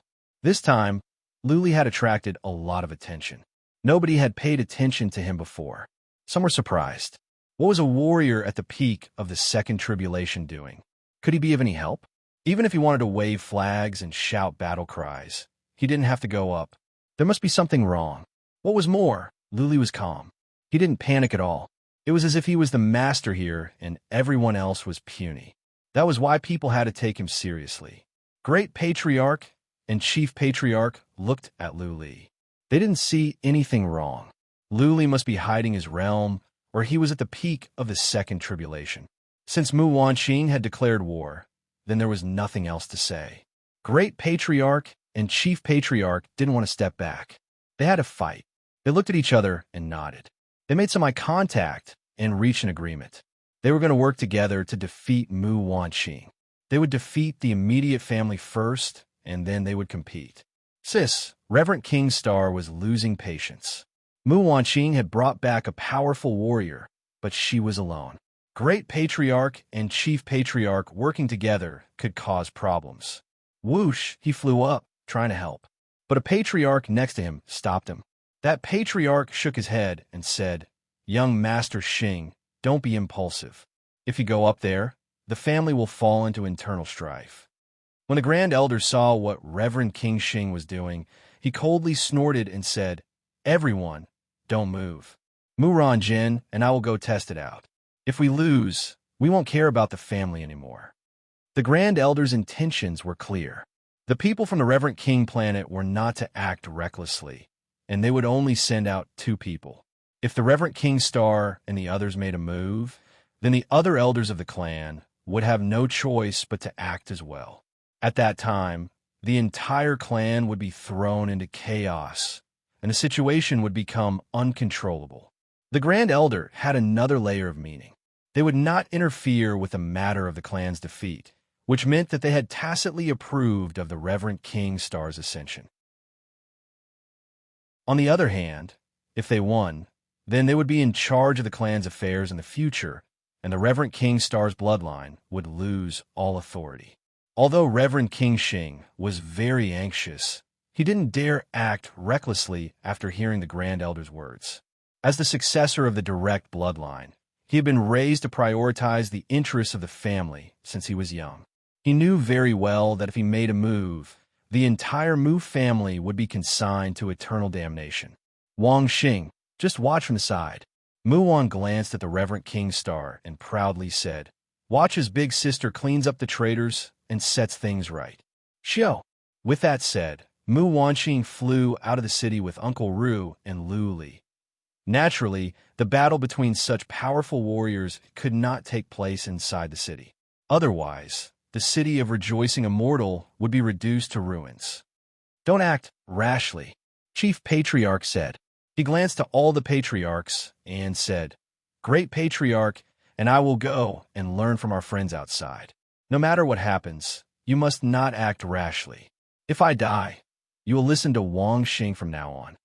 Great Patriarch and Chief Patriarch had a good sense of the big picture. They didn't want to see the Mu family descend into chaos. One battle would decide the outcome. If they won, Reverend King Star would lose his chance to ascend. If they lost, everyone in the family would obey Reverend King Star's command. In this way, no matter what happened, the family could survive. Whoosh, the 2 of them flew away and followed Mu Wanqing into the city. After a while, all the patriarchs went after them, and so did the other commanders. As for the warriors, they were not allowed to watch the battle. They had to wait in the city until it was over. Mu Wanqing and the other 2 were 30,000 miles away from the city and stood in a barren mountain. As soon as Mu Wanqing flew over, she said to Lu Li, "Young Master Lu, later Uncle Ru and I will fight against Great Patriarch. Please help me deal with Chief Patriarch." At first, Lu Li thought he would have to deal with a group of patriarchs. Now that he only had to deal with Chief Patriarch, he was relieved. Chief Patriarch was only at the middle stage of the 4th Tribulation Realm. For Lu Li, this was nothing. Lu Li nodded and asked, "Do you want him dead or alive?" Mu Wanqing replied coldly. A glint of coldness rose in her eyes as she said, "If he surrenders, I will spare his life. But if he refuses to come to his senses, then don't show him any mercy." "Okay," Lu Li answered. He admired Mu Wanqing more and more. She was someone special and had the potential to become a heroine of the generation. At this rate, she might become the second Luo Fian. On the other hand, Lu Li was not optimistic about Reverend King Star.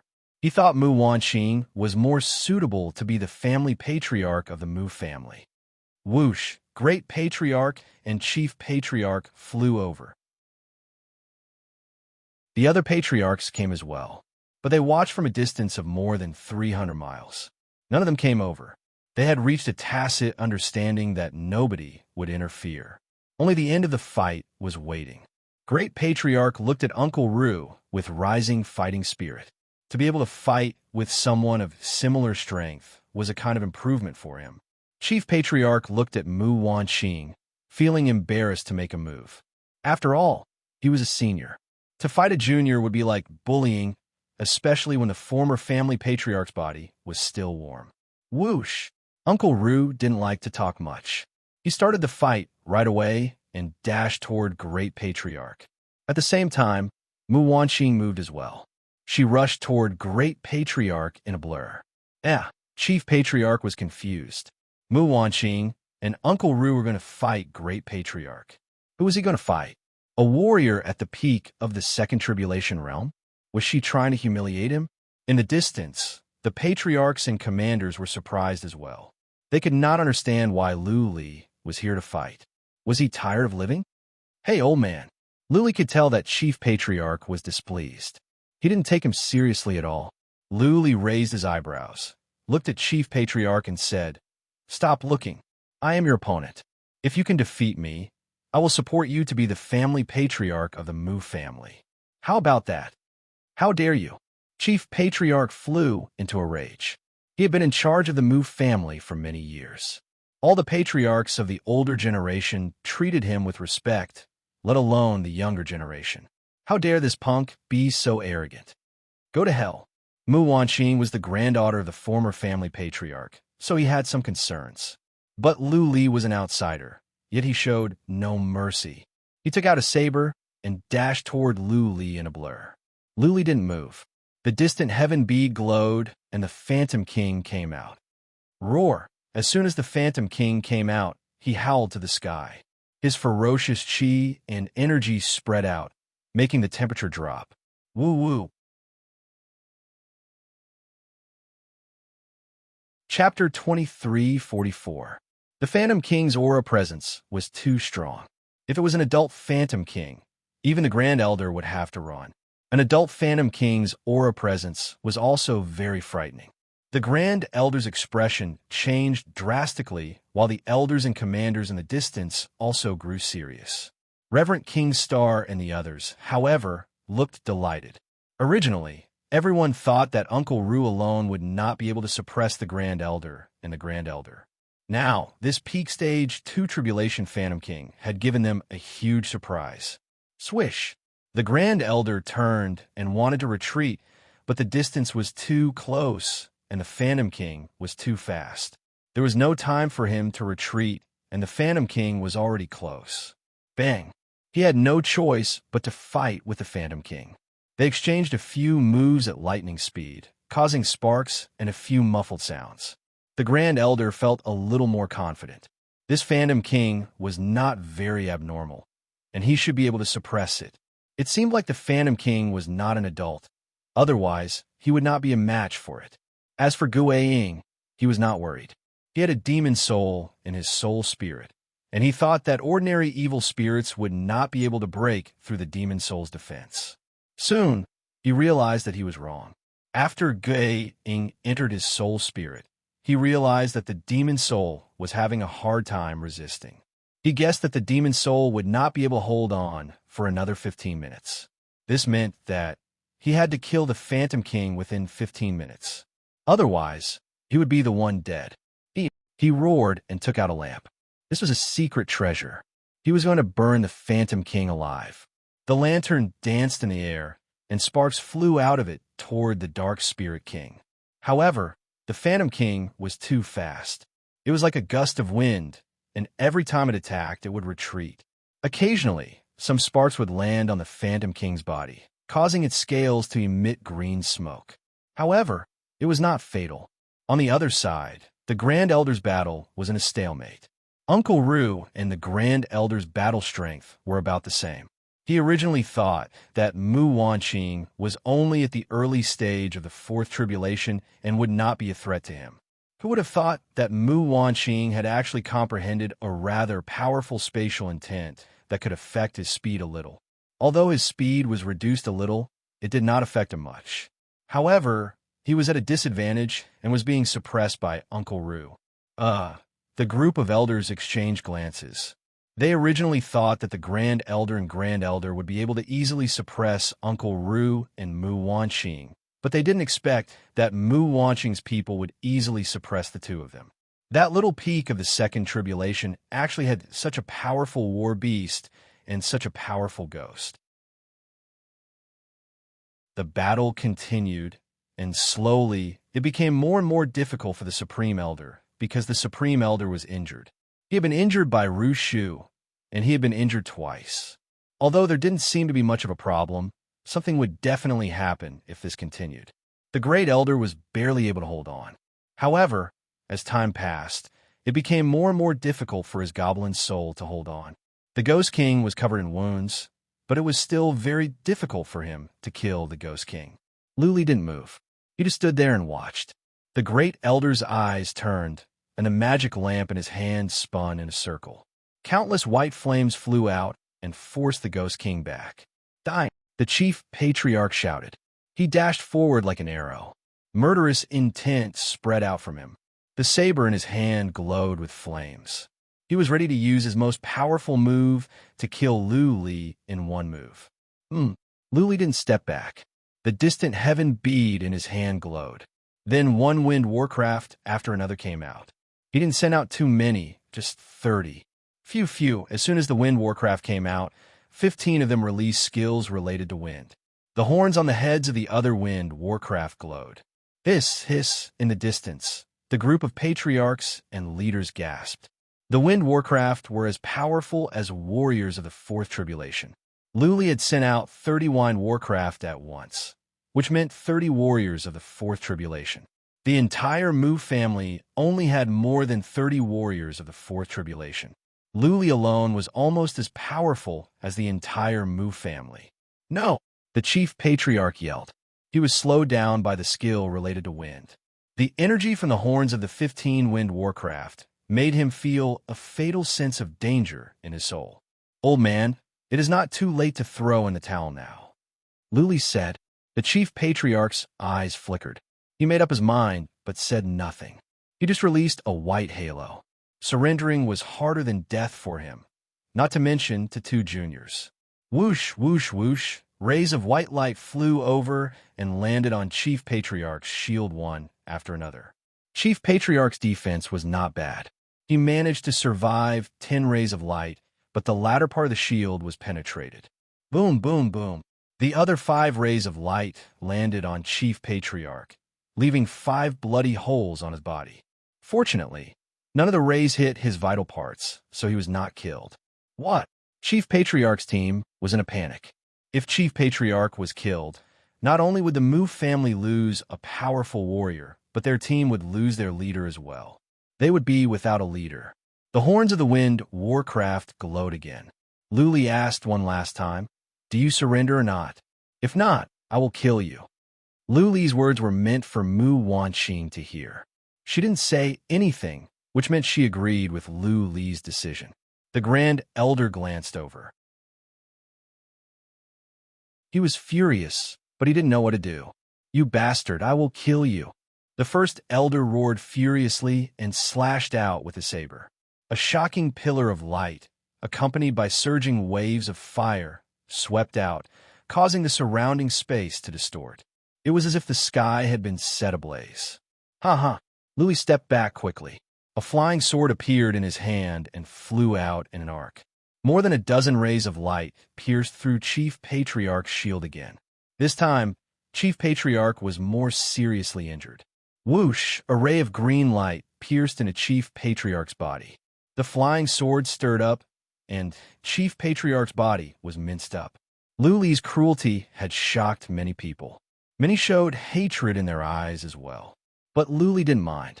If they dared to mess around, he wouldn't mind killing some more for Mu Wanqing. Whoosh! The Dark Spirit King and Ghost Shadow rushed toward the Grand Elder and joined their side. When the Grand Elder saw the situation, he knew that if this continued, he would definitely die. Great Patriarch sighed and said, "Never mind. There will always be talents in every generation. The new generation will replace the old. I admit defeat. I will go to the Earth Flame Mountain to cultivate. I will leave the family business alone." The Earth Flame Mountain was where the ancestors of the Mu family were buried. Cultivating there was equivalent to guarding the tomb. Usually, only the elders at the end of their lives would go there to live in seclusion. Great Patriarch's willingness to go there meant that he was giving up the fight for power. He would stay out of the family business and would only show up when the family was in danger. This was the best outcome. Goodbye, Great Patriarch. Mu Wanqing stepped back, and so did Uncle Ru. Luli, of course, called back the Phantom King and the Wind Warcraft. The highest elder sighed, slightly, and flew into the distance without any hesitation. "Come on, collect Chief Patriarch's body and bury him." Mu Wanqing shouted and directly gave a command. One of the elders waved his hand, and a few commanders flew over and collected the corpse. Let's go back. Chapter 2345. The family patriarch of the Mu family had just passed away when the second funeral began. The chief patriarch who had been in charge of the family affairs passed away. Another piece of news came out. Reverend King Star had become the new family patriarch. Soon, the news spread out. The entire Mu family was in turmoil. Mu Wanqing, who had been missing for years, had come back. She defeated Great Patriarch, killed Chief Patriarch, and subdued all the patriarchs of the family. Some people in the family were shaken, but the general situation was stabilized for now. As long as the patriarchs were subdued, the rest would be easy. It seemed that the patriarchs had been subdued. Truth would be revealed by force. If they were not convinced, then they would have to die or go to the mausoleum with Great Patriarch. If the patriarchs wanted to shine in their positions for a few more years, then they would have to yield. The patriarchs did not want the Mu family to be divided. Once the family was divided, the Mu family would be reduced to a small family or even be wiped out. Reverend King Star had no one to rely on for years. He was more mature than others. After he became the family patriarch, he was not condescending. He listened to Mu Wanqing. He suppressed some patriarchs and roped in others. He did not go too far. He merely transferred some of the more important clans away and divided their power. Mu Wanqing did not slack off either. She had been making plans for Reverend King Star, managing the family affairs, and stabilizing the family. Luli lived at ease at the Mu family. He was not bored out of his mind. He was waiting for Mu Wanqing to give him the 10 billion divine stones. He had done his job, and now he was waiting for the reward. With the 10 billion divine stones, he could teleport to the Broken Sword Mountain with them. But he was not in a hurry. It would take some time for Reverend King Star to take control of the family. He could not ask Reverend King Star to open the Department of Internal Affairs and hand over 10 billion divine stones right away. Luli stayed in the backyard to cultivate the fundamental principle of the divine sound.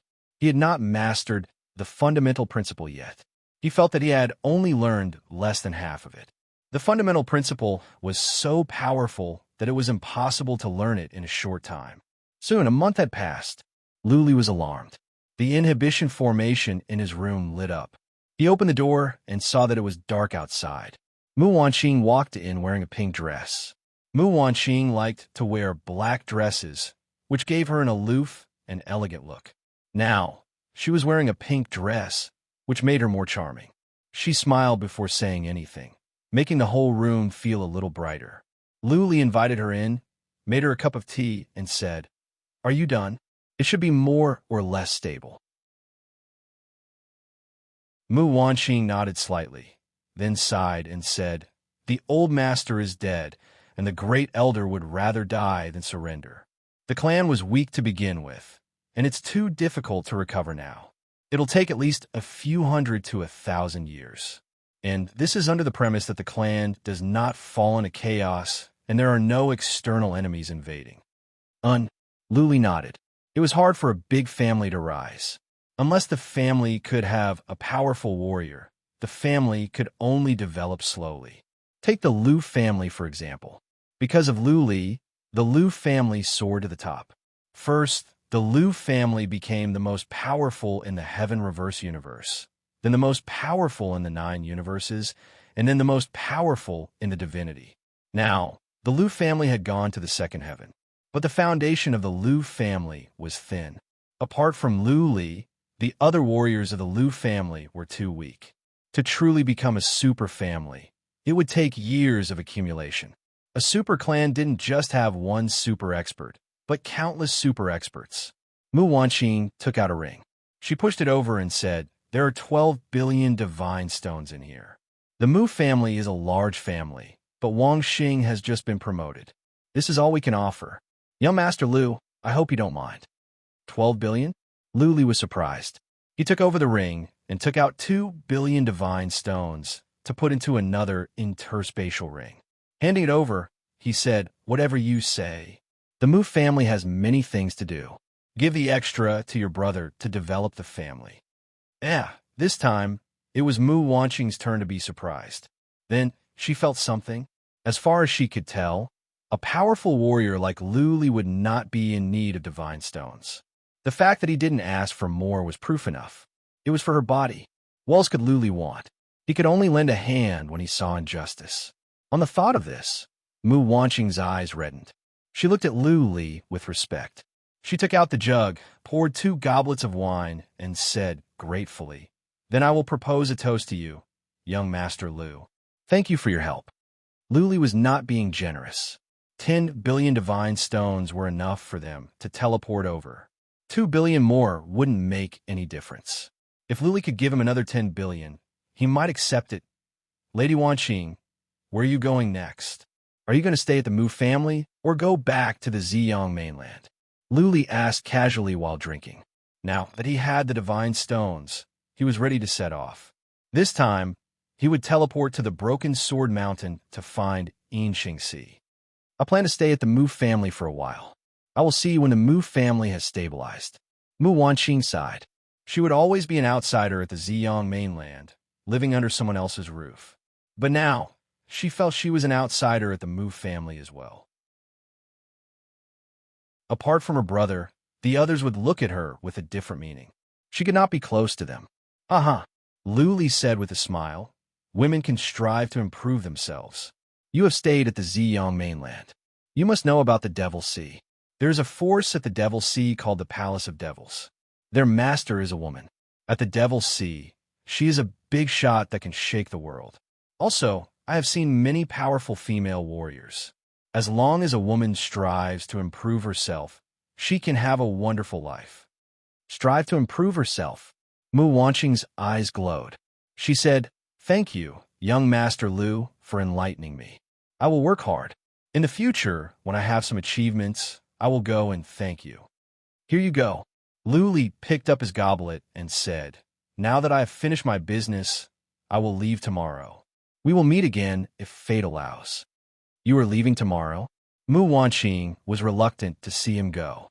She looked at Lu Li with hidden bitterness, like a disgruntled wife who could not win the love of her man.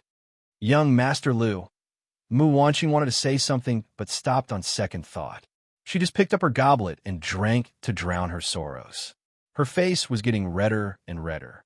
Her eyes became misty as if she was drunk. Lu Li drank in silence as well. His mind was in turmoil. She was as pretty as a piece of jade, and her eyes were misty. On top of that, she seemed to be at his mercy. If it were any other man, they would not be able to restrain themselves. Lu Li would be lying if he said he was not tempted at all, but he did not do anything rash. He must be responsible for what he did. Otherwise, he would feel uneasy. If he left Mu Wanqing here alone, he would think about her often. The two of them had not developed any real feelings yet. It was better to restrain each other. They drank until midnight. Seeing that Lu Li still didn't do anything, Mu Wanqing staggered to her feet. She looked at Lu Li deeply and then gathered up her courage to say, "Young Master Lu, can I hug you?" "Of course." Chapter 2346. Lu Li left early the next morning without saying goodbye to Mu Wanqing. He just left a note. Nothing happened last night either. Lu Li made up his mind to leave Mu Wanqing alone. It was simple and both parties were happy. Mu Wanqing would be happy as well. She wanted to leave some stories for the rest of her life to remember. Lu Li didn't want her to remember him. He could not stay at the chilly winterland for long. He didn't even know if he could go back to the chilly winterland. He didn't want Mu Wanqing to be alone for the rest of her life. In order not to make Mu Wanqing more miserable, Lu Li left quietly. When he was leaving, Mu Wanqing stood on a tall building and watched as Lu Li went into the teleportation formation with Qin Zhan and Gan Lin. Lu Li didn't tell Mu Wanqing where he was going. He only said that they would meet again if fate willed it. Mu Wanqing knew that this was not the case. The world was a big place. If Lu Li could come to the chilly winterland from the Ziyang land, he could go to other lands as well. Maybe they would never see each other again. He is a dragon hiding in the deep sea. This time, he may go to the highest heaven. I will have to look up to him for the rest of my life. Mu Wanqing sighed. She stood on the pavilion for a long time, not moving at all. It was as if she had become a statue. Buzzing, buzzing, buzzing, Luli teleported with the other two. Their souls had been cultivated well over the years. They didn't feel tired even if they kept teleporting. They didn't want to stop along the way. They kept on going. They didn't have any enemies at the chilly winterland, so they didn't have to worry about anything. They had 10 billion divine stones, so they didn't lack anything. Luli would stop for a day to rest every 10 days. He didn't need to tire himself out since he didn't have much time. Teleportation would take time as well. They were going from the western part of the chilly winterland to the central part. The chilly winterland was larger than the Ziyang land. It would take at least half a year to teleport continuously. It would take more than a year to go across a continent. This was unimaginable for the second heaven. Luli believed it would take him at least 100 years to fly across the continent. Of course, taking the god boat didn't count. The god boat was not much slower than teleportation. They stopped from time to time. Luli and the others didn't cause any trouble. The city was safe and the journey was peaceful. Just like that, time flew, and 5 months passed in the blink of an eye. Luli had spent more than half of the 10 billion, and he only had a bit more than 1 billion left. He was not far away from the Broken Sword Mountain. It would only take about half a month's journey. In a big city, Luli received some very bad news. If they teleported forward for another 10 days or so, they probably wouldn't be able to teleport anymore because there was a war going on. It was not a battle between two families, but more than a dozen domains, including the Broken Sword territory. In the battle royale, Luli complained to himself. They had come such a long way, but the Yin family was in the middle of a fight. How could Luli ask for help from the Yin family? The others were fighting nonstop and could barely take care of themselves. How could they ask for help? Teleporting to the Flying Fire continent was no small matter. Luli sent someone to gather information. After spending 1 million divine stones, he obtained all the information. This war had not just started, but had already been going on for a few years. The Yin family was the main force on one side, while the other side was also a feudal lord family, the Tsang family. Both sides were very powerful, and each of them had allied with a few big domains to fight. The war was not fought for no reason. It was because of a treasured land. Both sides wanted to fight for this treasured land. Otherwise, no matter how powerful and prestigious the Yin family and the Tsang family were, they couldn't have dragged many families from several domains to fight for such a long time. The war was brutal. Both sides suffered casualties. Many average warriors had perished. The two sides had no intention of stopping after such a long time. Instead, the hatred was growing. Nobody dared to go there now because they could lose their lives if they were not careful enough. Luli was troubled. It seemed that the war would not stop anytime soon. He could not wait forever. He had to find a way to go around and enter the domain where the war was taking place. Since he had come all the way here, it was impossible for him not to pay a visit to the Yin family. No matter what, he had to pay a visit to Yin Qingxi. There was another thing that puzzled Luli. Unrivaled was famous. She was the most important young lady of the Yin family, and she had reached the middle stage of the fourth tribulation. On the other hand, Yin Qingxi was not famous at all. Luli asked around several times. Nobody had heard of Yin Qingxi. According to Unrivaled, Yin Qingxi was her cousin. Yin Qingxi was a young lady of the immediate Yin family, and she was blind. Theoretically speaking, Yin Qingxi should be famous. Never mind. Luli took out a map and studied it carefully. He picked a route. He planned to take a detour and enter the ancient Jade territory to the north of the Broken Sword territory. Then, he would arrive at the Broken Sword territory by going through the ancient Jade territory. Luli discussed with Qin Zhan and Gan Lin for a while. Naturally, they would listen to him. Luli teleported with them again. Half a month later, they arrived at a small city at the border of the ancient Jade territory.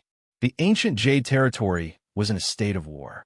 To prevent spies from sneaking in, the teleportation formation outside was closed. To enter the ancient Jade territory, one must fly in. Let's fly.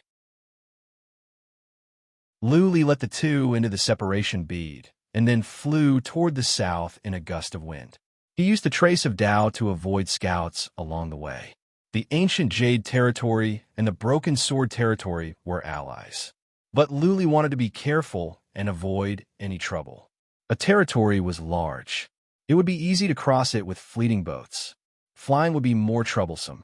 Luli couldn't fly too conspicuously or too fast. Otherwise, he would be spotted. If everything went well, he could cross the ancient Jade territory in 1.5 months. Nothing went wrong in the first half of the month. There were scouts everywhere, but they couldn't find Luli. It was the 24th day. Luli was spotted. He didn't know why. When he was passing by a dangerous place, there happened to be a team exploring there. They were being chased by ferocious beasts and happened to run into Luli. Luli flew down at once when he noticed he was being targeted by psychic power. He stood on the side with respect. However, one of the people in the group flew over and looked at him suspiciously, asking, "Identity medallion." Luli blinked and took out an ID token of the Hell Palace. The man's eyes turned cold. He said, "What token is this? The one from the Yang Pass territory?" Luli's heart sank, but he didn't show it on his face. He casually said, "The Yang Pass territory." "Nonsense." The old man at the peak of the third tribulation took out his weapon and shouted, "How dare you? How dare you sneak into the ancient Jade territory? Surrender now, or we will kill you." Whoosh, whoosh.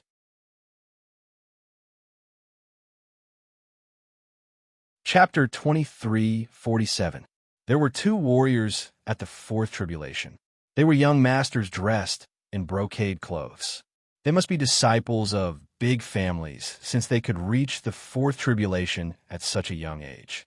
Luli didn't feel any pressure from these warriors. It would be easy for him to kill them. However, the ancient Jade territory and the Yin family were allies. If Luli killed them like this, it would put the Yin family in a difficult position and Yin Qingxi and Yin Rulin in a difficult position. Luli and Yin Qingxi were friends, but only in the mortal world. They hadn't seen each other for so many years. Would Yin Qingxi still recognize him? Yin Rulin had gone down to the 2nd heaven to meet him alone and even helped him. But this was related to the fundamental interests of the family. Would Yin Rulin take his side? What was more, Yin Rulin was just a young lady, not a senior member of the Yin family. Therefore, Luli didn't do anything. He cupped his fists and said, "Wait, I am a friend of the Yin family. I'm not a spy. I am here to find Yin Rulin at the Broken Sword territory through the ancient Jade territory." Yin Rulin? The warriors were stunned. The 2 young masters' eyes glowed, and then they began to mock him. A relatively tall and burly young man immediately sneered, "You're full of nonsense. How can you be Miss Land's friend with your appearance? Take him down." "Wait," Luli shouted again and said coldly, "Don't make me do it. You are allies with the Yin family. I don't want to jeopardize the harmony." Ha ha ha. Everyone laughed. A warrior at the peak of the 2nd tribulation kept saying that he was a friend of Yin Rulin and he didn't want to jeopardize the harmony. Did this spy think they were idiots? Whoosh. The old man at the peak of the 3rd tribulation made a move. He moved his hand and reached for Luli's neck. He wanted to capture Luli alive and interrogate him. Luli had no other choice. He punched at the old man. The old man reacted quickly. His claw turned into a fist and collided with Luli's. Crack! There came a sound of bones cracking. It was not Luli's, but the hand of the old man at the peak of the 3rd tribulation. He was smashed away like a sack. The warriors were stunned. They stared at Luli, wondering how a warrior at the peak of the 2nd tribulation could have such strength. Supreme divine body. Soon, someone realized that Luli had made a move and released his chi and energy. He was indeed at the peak of the 2nd tribulation. The only explanation for the 2nd tribulation to possess such great power was a supreme divine body. "Kill him," a young master shouted. Luli's heaven separation bead glowed as the Phantom King came out. Ferocious chi and energy spread out. Just as the young master was about to move, he was immediately frightened, and he looked at the Phantom King in horror. "Now do you believe that I'm Miss Rulin's friend?" Luli smiled coldly. Seeing no reaction, Luli took out a green flying sword. He poured divine energy into it, and the sword enveloped the area. Luli shouted again, "Is this enough?" The group was confused. Still, nobody said anything. Luli thought about it and released Spectre. He shouted again, "Is it enough? If it's not enough, I can only kill all of you to prove that I have the ability to be Miss Land's friend." "Enough, enough." The two young masters were frightened. They nodded. The others were frightened as well. Luli had shown that he was above the fourth tribulation, and the Phantom King could be compared to the middle stage of the fourth tribulation. He had the piece of Emperor weapon, which made him qualified to be Unrivaled's friend. If so, please do not stop me. When I go to the Broken Sword territory, they will know if I'm a spy or not. Luli shouted. The tall young master thought about it and said, "Since you said you are Miss Land's friend, do you have a token?" Luli didn't have a token. Unrivaled didn't leave anything behind when she left. Luli shook his head. The young master thought about it and said, "How about you go and live in the city? We will send someone to inform the Een family. If they're sure, we will open a space gate and send you there directly." Luli thought about it and asked, "Which family are you from?" The young master cupped his fists and said, "I am Gu Zhuang, a disciple of the Gu family of the ancient Jade territory. This is my brother, Gu He." Gu family. Luli nodded. The family of the ancient Jade territory was the Gu family. How could he meet young masters of the Gu family here? But the two young masters didn't have any fourth tribulation warriors to protect them. They must not be important young masters of the Gu family. Since they were from the Gu family, Luli was relieved. According to the information, the Gu family and the Een family had been friends for many years. Since Luli might be Unrivaled's friend, the Gu family wouldn't try to kill him. It would be more convenient if they could open a space gate. Luli didn't insist on flying over. Otherwise, the Gu family would think he was a spy, which would be more troublesome. Gu Zhuang was less worried now that Luli agreed to go to the city. He smiled and said, "Young master, what is your name?" "Luli." Luli told him his name. Then he added, "Later, you just need to send a message and tell her my name. Lady Lan will know it is me." "Young Master Lu, okay." Gu Zhuang trusted Luli more now that he had said so.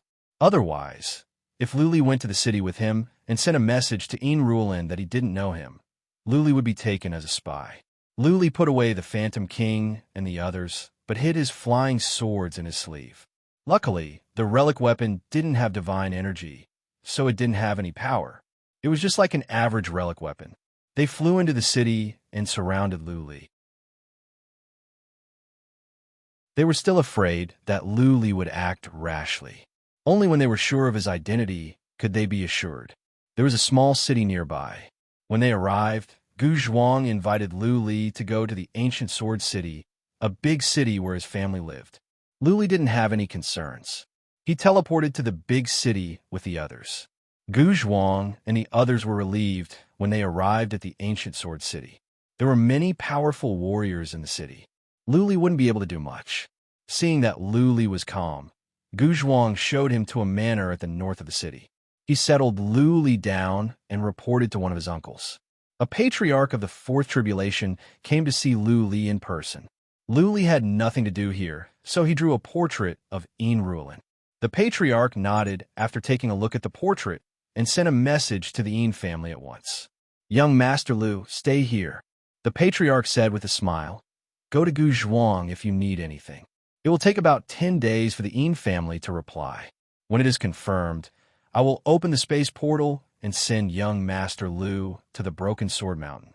Luli stood up and thanked the patriarch. Then he asked a question that had been bothering him for a long time. "Patriarch Gu, have you heard of Een Qingxi?" "Een Qingxi? Is she also a young lady of the Een family?" The patriarch shook his head in confusion and said, "Maybe she's not very famous. There is no famous young lady of the Een family called Een Qingxi." "Oh."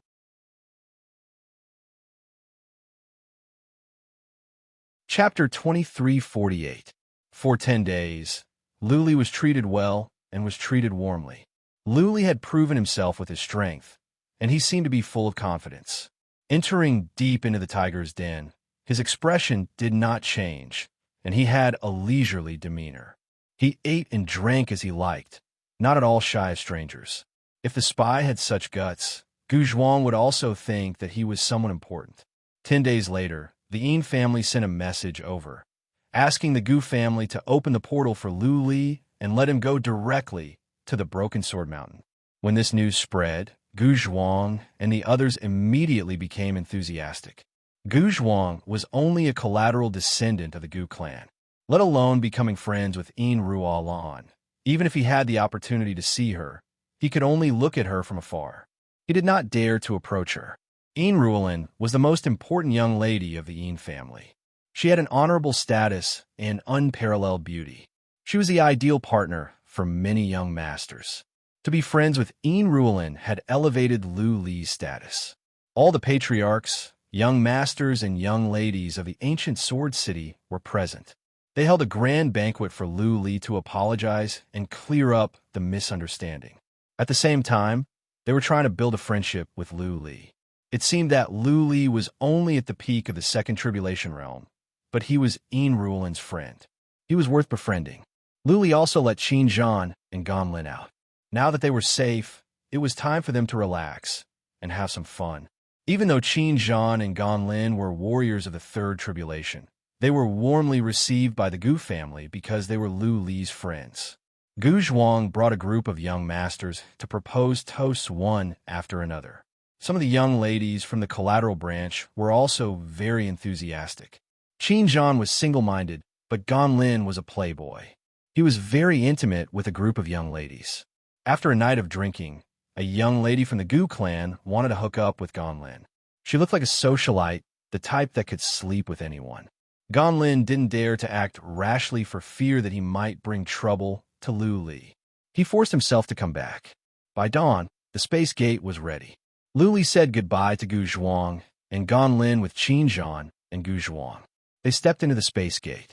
This time, they were teleported directly to the Broken Sword Mountain. A ray of light shone in the sky, and then a golden gate appeared. Lu Li and the other two flew into the gate. Then, the golden gate disappeared, and the sky closed up. The Broken Sword Mountain was very famous in the vicinity and even in the entire chilly winter continent. Ordinary people in the other continents of the Third Heaven had also heard of the Broken Sword Mountain in the chilly winter continent, because this mountain was too strange. This was not a single mountain, but 109 mountains.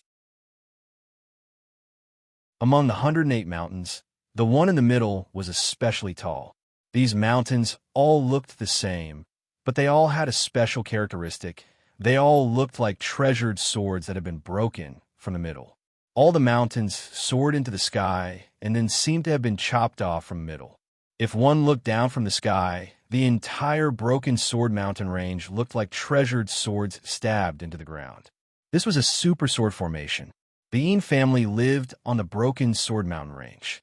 Every mountain was huge, and there were countless castles and manors on it. One could not see the end of it at a glance. It was said that the entire Broken Sword Mountain range was home to hundreds of millions of people. Of course, not all of these people belonged to the Yin clan. The Yin clan only occupied a small portion of them. There were still many large clans that depended on the Yin clan. No force could only recruit their own clansmen, unless it was a strange clan like the Muddy Heaven Snow Eagle clan that didn't recruit outsiders. Ordinary forces like the Yin clan, Gu clan, and Mu clan would have many outer sect elders. These outer sect elders had their own families and clansmen. Because they could obtain a lot of resources, they could reproduce generation after generation. Their clans would also become large clans. It was good to have a big tree to enjoy the shade, and it was easy to grow stronger. Direct lineage, collateral lineage, branch lineage, and outer sect clans. All kinds of intertwined forces formed a super large clan, which also made this clan incomparably powerful. They occupied a huge territory, had endless resources, and had endless experts. Unless there was a huge change, it was impossible for them to decline. The Yin clan was a colossal force. It was said that they even had a Arch in the past. Although the Arch was dead, the clan had always been powerful. After a period of silence, there was a new wind and water in the water. On the secondary peak next to the Broken Sword Mountain, martial artists gathered on the plaza. There were even a few elders. All of them stood on the plaza and waited quietly. Many soldiers were very puzzled. Many people walked out of the manors and castles nearby. They were very curious as to what distinguished guests were coming, for elders had actually come to greet them, and these 4 elders were not ordinary elders. Recently, the Yin clan and the Tsang clan were at war. Under normal circumstances, there would not be guests because many experts of the clan had gone to the front line. There were not many experts left on the Broken Sword Mountain. Rustle, rustle, rustle, a group of people came from afar. The leader was a young and handsome man. There was a beautiful young lady next to him. The onlookers were even more surprised. Young Master Rue is here. So is young Lady Ting. Who are they greeting this time? The third-ranked young master and young Lady Ting are here. It must be a distinguished guest. Young Master Rue came personally. It must be a top-notch young master and young lady from those clans. TSK, TSK. It would be great if the ancient phoenix from the Gu clan came. We could see her unparalleled beauty. I don't think so. After all, they are at war. They won't come unless there is something special. There was a lot of discussion. Young Master Rue and young Lady Ting came down. They stood with a few elders and waited quietly. The onlookers didn't dare to talk loudly anymore. They stared at the plaza without blinking, afraid that they would miss something. Buzzing, finally, a crack appeared in midair. Then a golden gate appeared. 3 people came out from the gate. When the 3 of them came out, they saw thousands of warriors and 6 warriors of the 4th tribulation. The 3 of them were taken aback.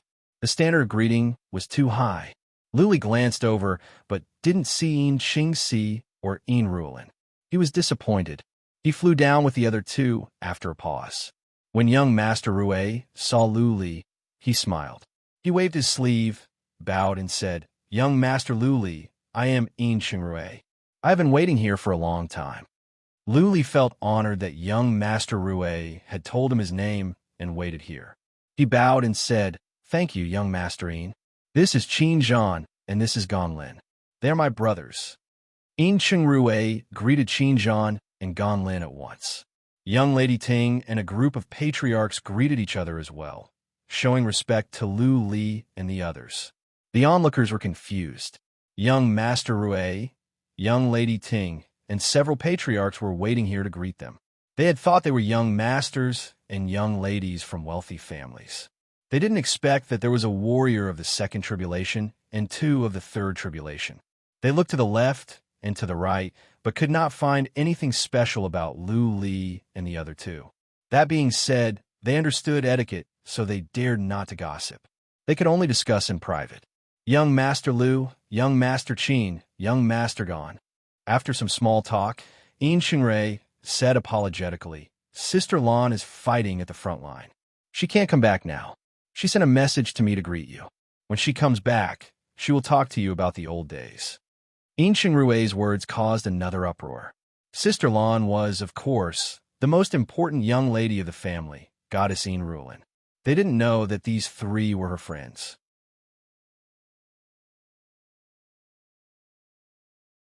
Chapter 23:49. Many people had never met Patriarch 6, but the entire Yin family knew him. His seniority was so high that it was scary. No one knew his true battle prowess, but they all knew that even the clan leader had to be respectful to the 6th forefather. Who in the Yin family dared to be disrespectful to Patriarch 6, when even the family patriarch was respectful? Patriarch 6 was mysterious. Few juniors had seen him, not even many patriarchs. He rarely showed up in public. He was the most mysterious person in the Yin family. Now, a warrior of the 2nd tribulation was summoned by Patriarch 6 in person. What kind of honor was that? Not even patriarchs with real power of the Gu family would want to see him. Luli was surprised to see people around him. Patriarch 6 must be an influential, powerful warrior of the Yin family. But why did one see Luli? Luli cupped his fists and said, "Young Master Yin, please show me the way. I will go and pay my respects to Patriarch 6 now." "Please." Yin Qingrui cupped his fists and led Lu Li and the others forward. Several patriarchs followed them, and all of them were polite. Those patriarchs were just being polite to Lu Li, but now they were being polite to Lu Li from the bottom of their hearts. Anyone that could be summoned by Patriarch 6 deserved their respect, even if Lu Li was a cripple, let alone a warrior at the peak of the second tribulation. They went into a teleportation formation. Instead of going to the highest peak, they were teleported to a secondary peak next to it. Lu Li and the others were teleported over. There are not many people living in the palace and castle. Everyone, please wait here for a while. Young Master Rue cupped his fist to the patriarchs. Admittedly, young Master Rue knew how to conduct himself. He was polite to everyone, which made others feel comfortable. The patriarchs were a bit disappointed. They thought it would be a great honor to see Patriarch 6. Since young Master Rue had said so, it was clear that Patriarch 6 didn't want to see them. Ting ting, brother Chin, brother gone. Young Master Rue cupped his fists again and said apologetically, Patriarch 6 told me to only bring young Master Lu in. Please wait outside. Patriarchs, please entertain the two young masters. Qin Zhan and Gan Lin didn't mind. Lu Li nodded to them and followed Yin Xingrue to a castle. An old man was sitting in the castle. When Lu Li thought he was Patriarch 6, Yin Xingrue cupped his fists and said, Greetings, 18th great uncle. Lu Li bowed as well. The old man opened his eyes and looked at Lu Li with curiosity. He nodded and said, Let's go in. Don't keep Patriarch 6 waiting.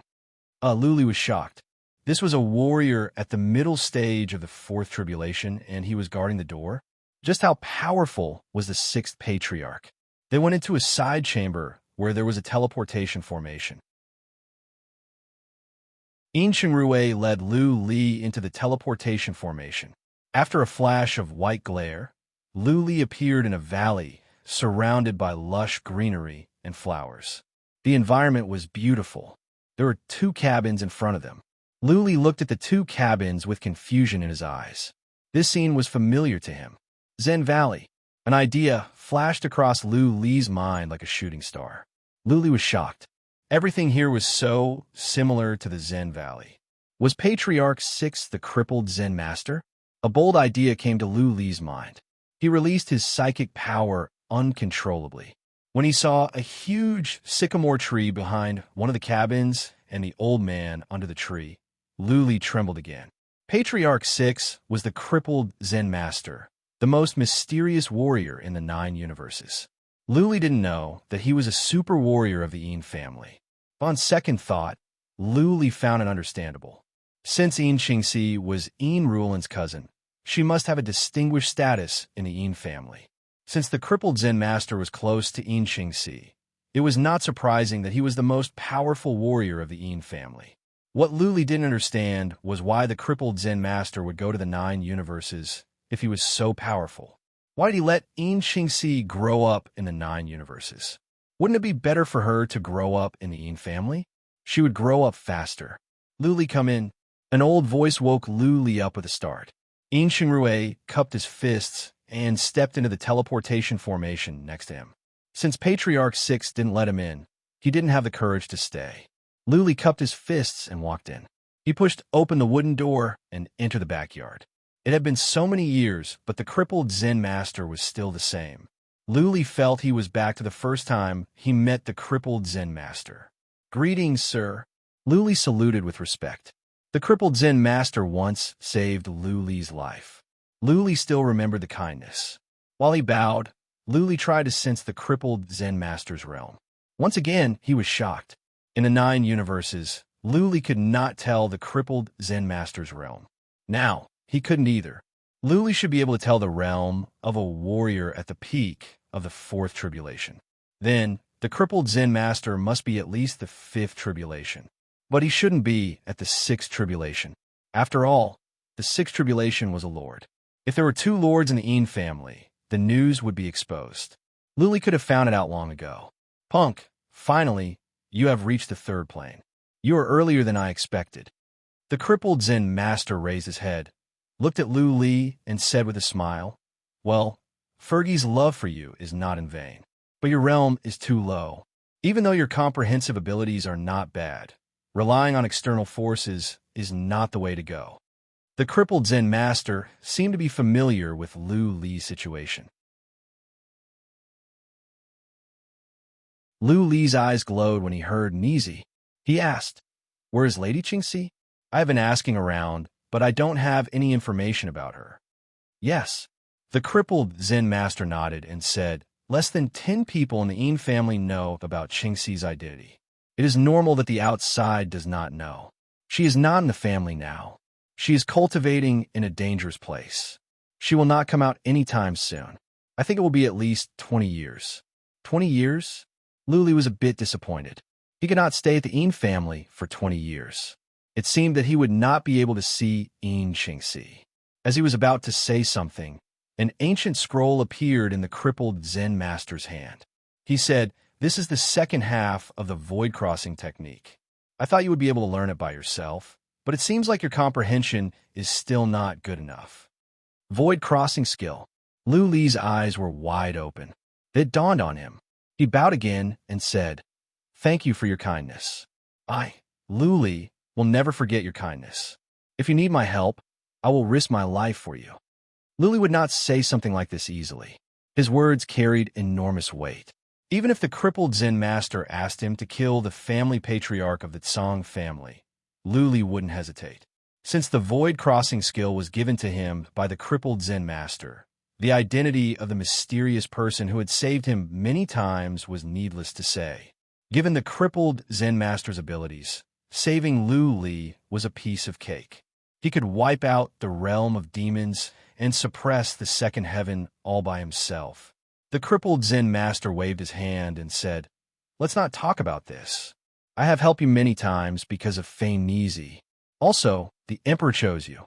You are half a descendant of the emperor. It is not a big deal to give you some help." "Emperor?" Lu Li was taken aback. What did he mean by half a descendant of the emperor? The crippled Zen master threw him a glance and said, "The emperor's body is in your interspatial ring. Return to us later. The family wants a grand burial. Emperor Z."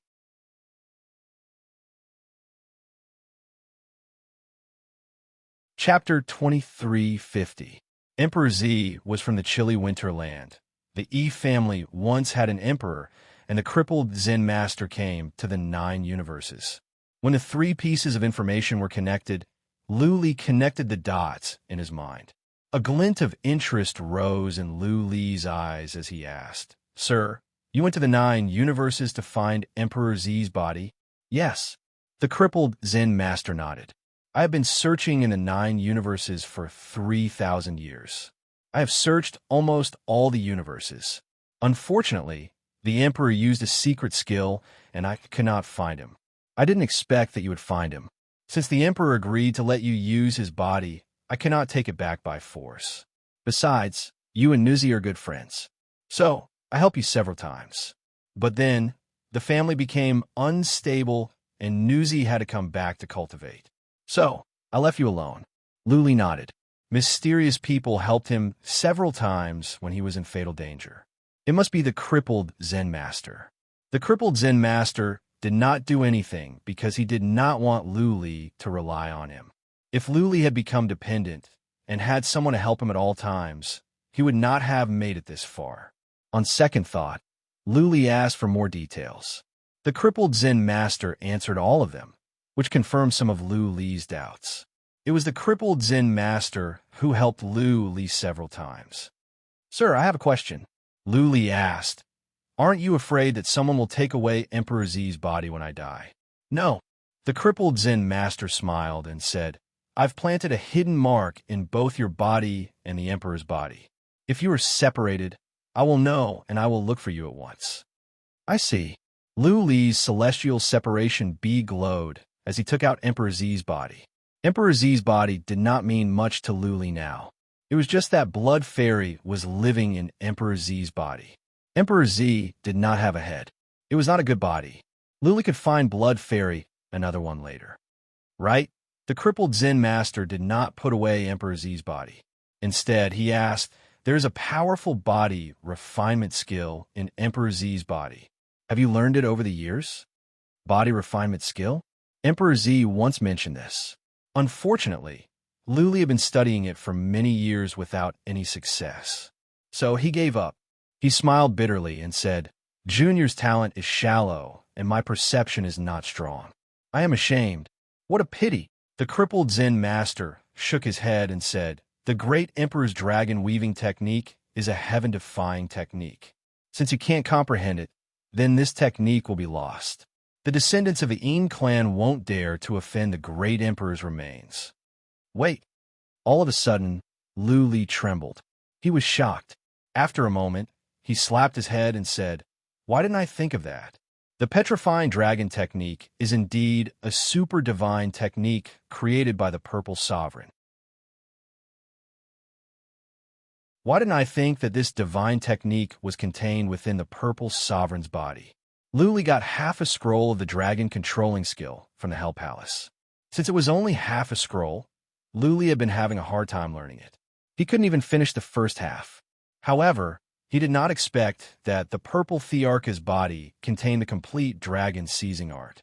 He had a mountain of treasures, but he did not know how to dig them up. Senior, Lu Li thought about it and said with shame, Emperor Z, can you give me more time?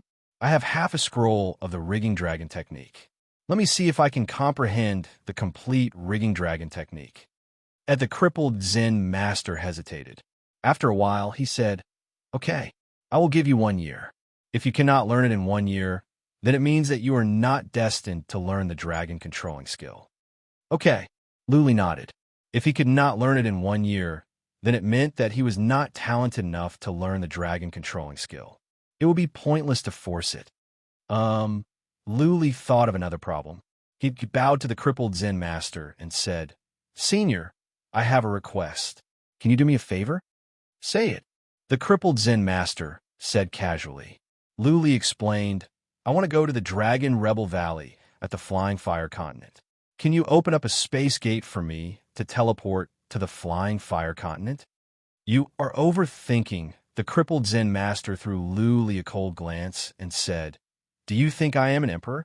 Only Emperor Realm warriors have the ability to take you to the Flying Fire Continent directly. If you want us to open up a long-distance space gate, the best we can do is to send you to the Godly Wind Continent. I think we can only send you to the Central Continent. If you want to go to the Flying Fire Continent, you must go through the Godly Wind Continent and then across the Silver Flame Sea. Lu Li's face turned gloomy.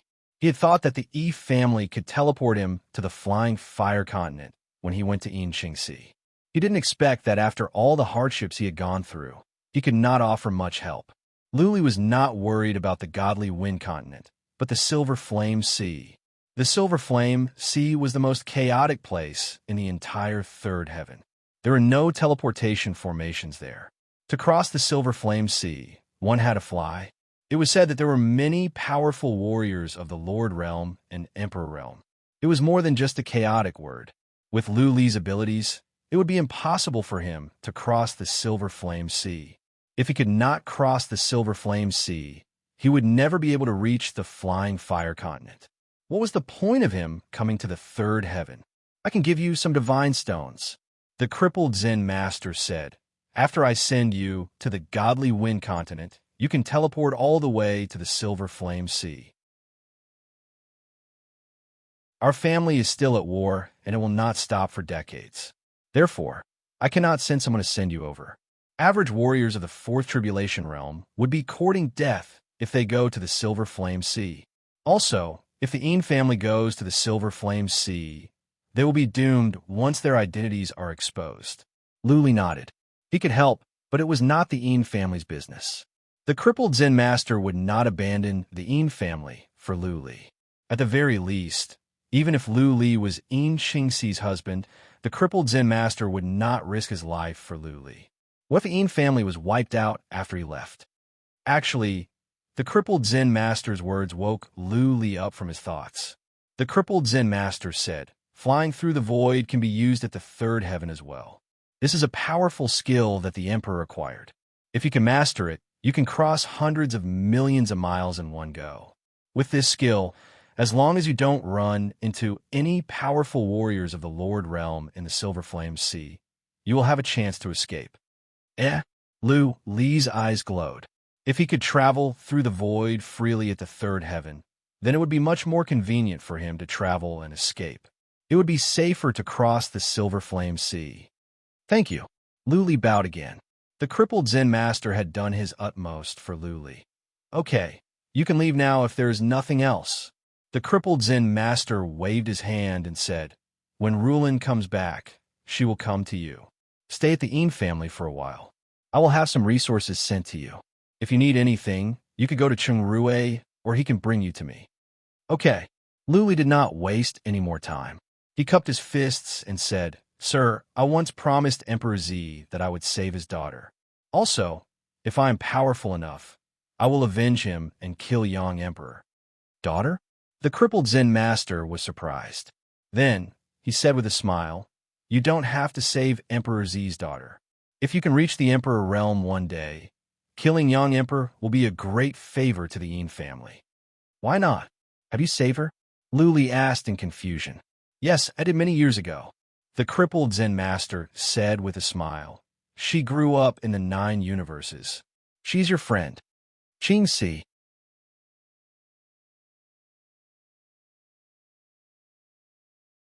Chapter 2351. More than 10,000 years ago, the emperor and his wife passed by the silver flaming sea and had a conflict with Emperor Yang. The emperor was powerful, and he defeated Emperor Yang. However, Emperor Yang and another emperor plotted and killed him.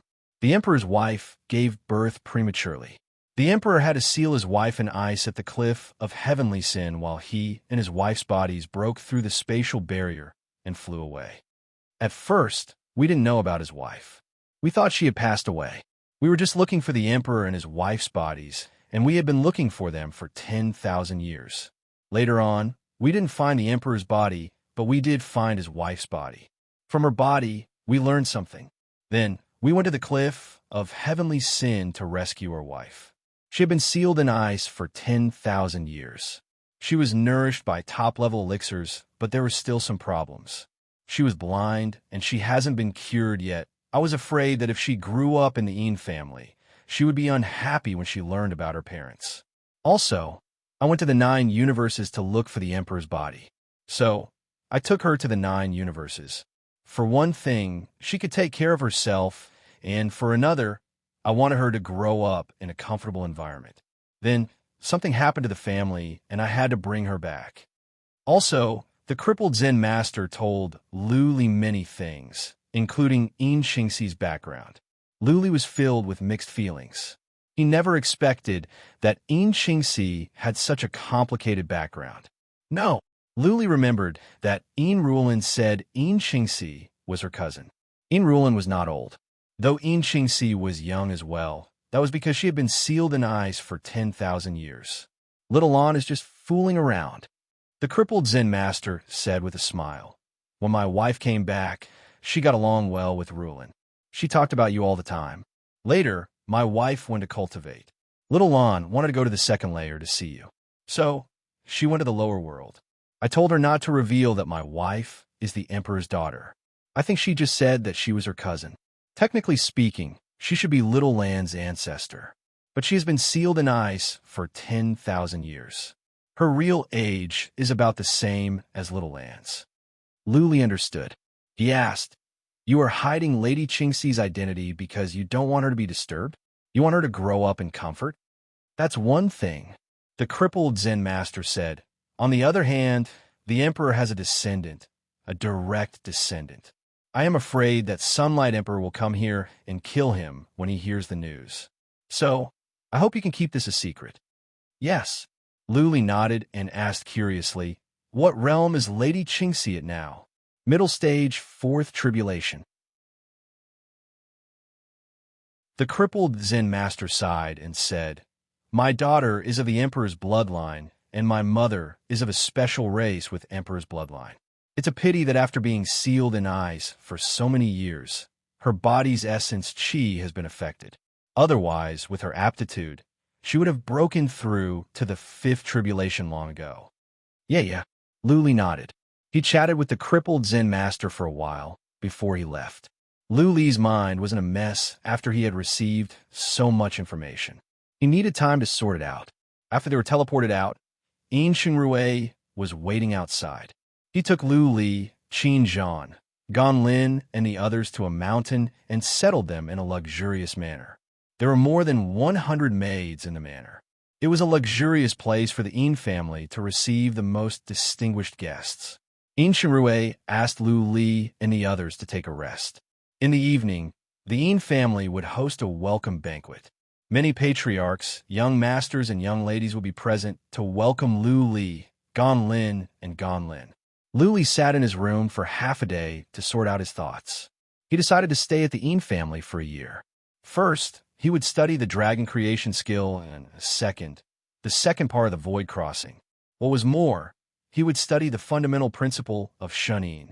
When he mastered the three skills and the fundamental principle, Lu Li's fighting capacity and ability to protect himself would be greatly improved. By then, he could go to the Divine Wind continent by himself and then cross the Silver Flame Sea. That was right. Lu Li planned to leave Qin Zhan and Gan Lin at the Yin family. For one thing, they would be safe at the Yin family. For another, they would have plenty of resources. For another, the Yin family was at war. It seemed that the situation would not stop for a moment. Qin Zhan and Gan Lin could go and gain more experience. Qin Zhan and Gan Lin would not be of much help.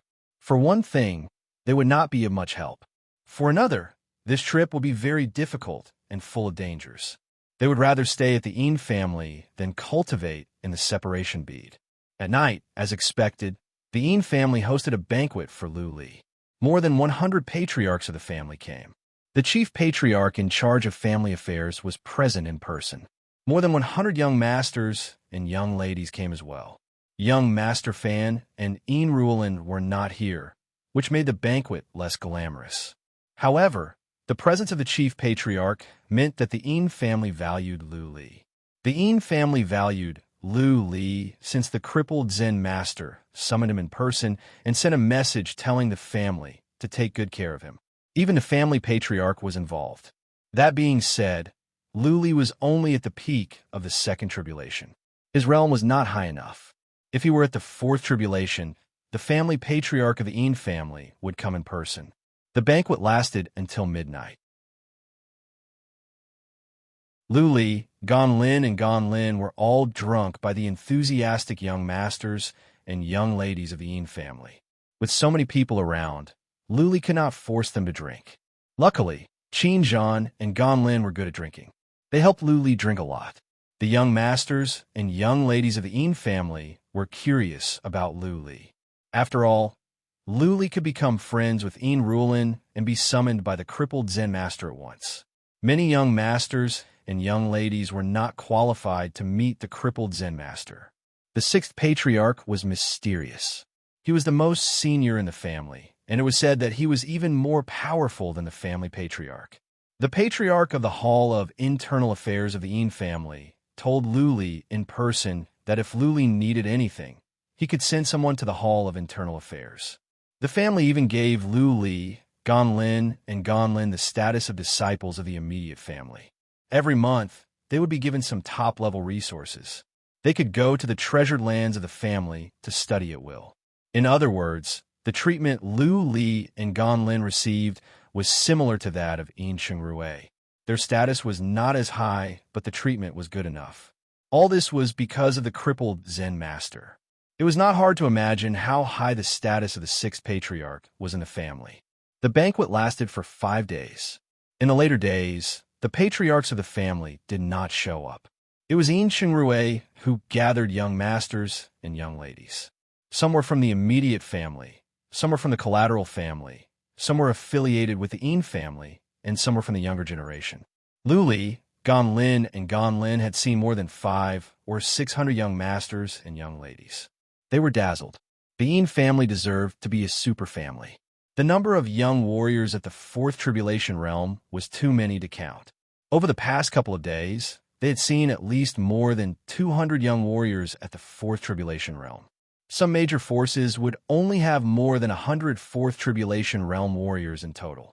5 days later, Lu Li told Rui that he needed to cultivate and would come out when Unrivaled came back. He had an agreement with the crippled Zen master that Luli would only have 1 year to study Emperor Z's body.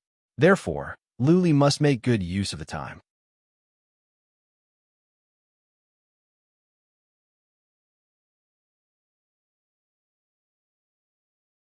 They were treating them as the most distinguished guests. The family gave them the same treatment as direct descendants, and everyone treated them as direct descendants. Qin Zhan and Gan Lin were preparing to go to a mystic realm of the Yin family. It was said that there were a few places in that mystic realm that had the charm of heaven and earth. One could comprehend a powerful intent inside. Many experts of the Yin family had comprehended the intent inside. Luli and the others were treated as disciples of the immediate family, so they had a chance to go in once a year. Each time, they could only stay for 1 month. After more than a month, Qin Zhan and Gan Lin entered the secret realm. Since Luli had been in closed-door cultivation, they didn't want to disturb him. So, they went to the secret realm to study. Unrivaled didn't come back either. A relatively big battle had taken place in front of them. Both sides had casualties, and several Fourth Tribulation martial artists had died. Unrivaled could not come back for the time being. As an immortal lady, she must be at the front line to boost morale. Luli immersed himself in the dragon manipulation skill. He had found a way. It might not be the right one, but he had a vague feeling that it could be of some use. Maybe it was because he hadn't studied the dragon manipulation skill before, or maybe he didn't have the trace of great Tao. But now that he was studying the immortal's body, things were different. Many diagrams appeared in his mind. Many lines formed some mysterious diagrams. The lines were like dragons, moving around and creating a mysterious formation. Through the formation could resonate with the formation inside the body, which could give the body strength. Luli believed he was on the right track. Of course, he hadn't studied the lines and the diagrams yet, so he couldn't tell if he was right or not. If he could, then the dragon manipulation skill could be accomplished. He had been studying the first half of the dragon manipulation skill for a long time and had gained some understanding. Now, it would be easier for him to study it with the diagrams. Strands of divine energy wandered around in the immortal's body, capturing the lines. After verification, Luli added more lines to his mind, completing the complete diagram. Luli lost himself in the diagram and forgot everything else. As long as nobody woke him up, he would keep studying until he was sure that he could learn the dragon manipulation skill. Time flew by quickly. In the blink of an eye, for months had passed. Qin Zhan and Gan Lin came out of the secret realm. Gan Lin's face was full of joy. He had comprehended a powerful, true meaning inside. Qin Zhan had only comprehended a relatively ordinary true intent. Both of them could be considered to have gained something. Qin Zhan started closed-door cultivation as soon as he came back. He planned to cultivate for 2 or 3 years before reaching the Fourth Tribulation realm. Gan Lin was cultivating as well. He believed he could reach the Fourth Tribulation realm after 8 or 10 years. Fourth Tribulation. This was unimaginable at the Second Heaven. There were only a handful of warriors at the Fourth Tribulation realm at the Second Heaven. How could they hope to reach the Fourth Tribulation realm? If they could go back to the Second Heaven in glory. But after spending some time at the Third Heaven, they had a broader outlook. This was the real big world. The Second Heaven was just a small well. To be the king of the Second Heaven was like a monkey being the king of the mountain when there were no tigers. There were as many warriors at the Fourth Tribulation realm as there were hairs on a cow. The difference between an average warrior at the Fourth Tribulation realm, a warrior at the middle stage of the Fourth Tribulation realm, and a warrior at the peak of the Fourth Tribulation realm was like heaven and earth. One should not think that one could be considered a powerful warrior after reaching the Fourth Tribulation realm. It was barely enough in the Third Heaven. The two didn't think too much about it. The Fourth Tribulation realm was not easy to reach. Even if they were at the peak of the Third Tribulation realm, they wouldn't dare to take the divine tribulation if they were not confident enough. Their souls could be destroyed. That being said, Yin Xingrui promised the two that as long as they could reach the peak of the Third Tribulation realm, he would apply to the Yin family for some top-notch resources to help them pass the divine tribulation. With those resources, their chances of passing the divine tribulation would increase by about 30%. That was why the En family could have so many young people reaching the fourth tribulation realm. Big families all had resources to assist in passing the divine tribulation. It was easier for them to produce warriors of higher realms. In this way, there would be more powerful warriors. With the guarantee from the En family, the two went back to closed-door cultivation with peace of mind. 7 months later, Luli came out from closed-door cultivation. It was not that he had mastered the dragon manipulation skill. It was that Unrivaled was finally back.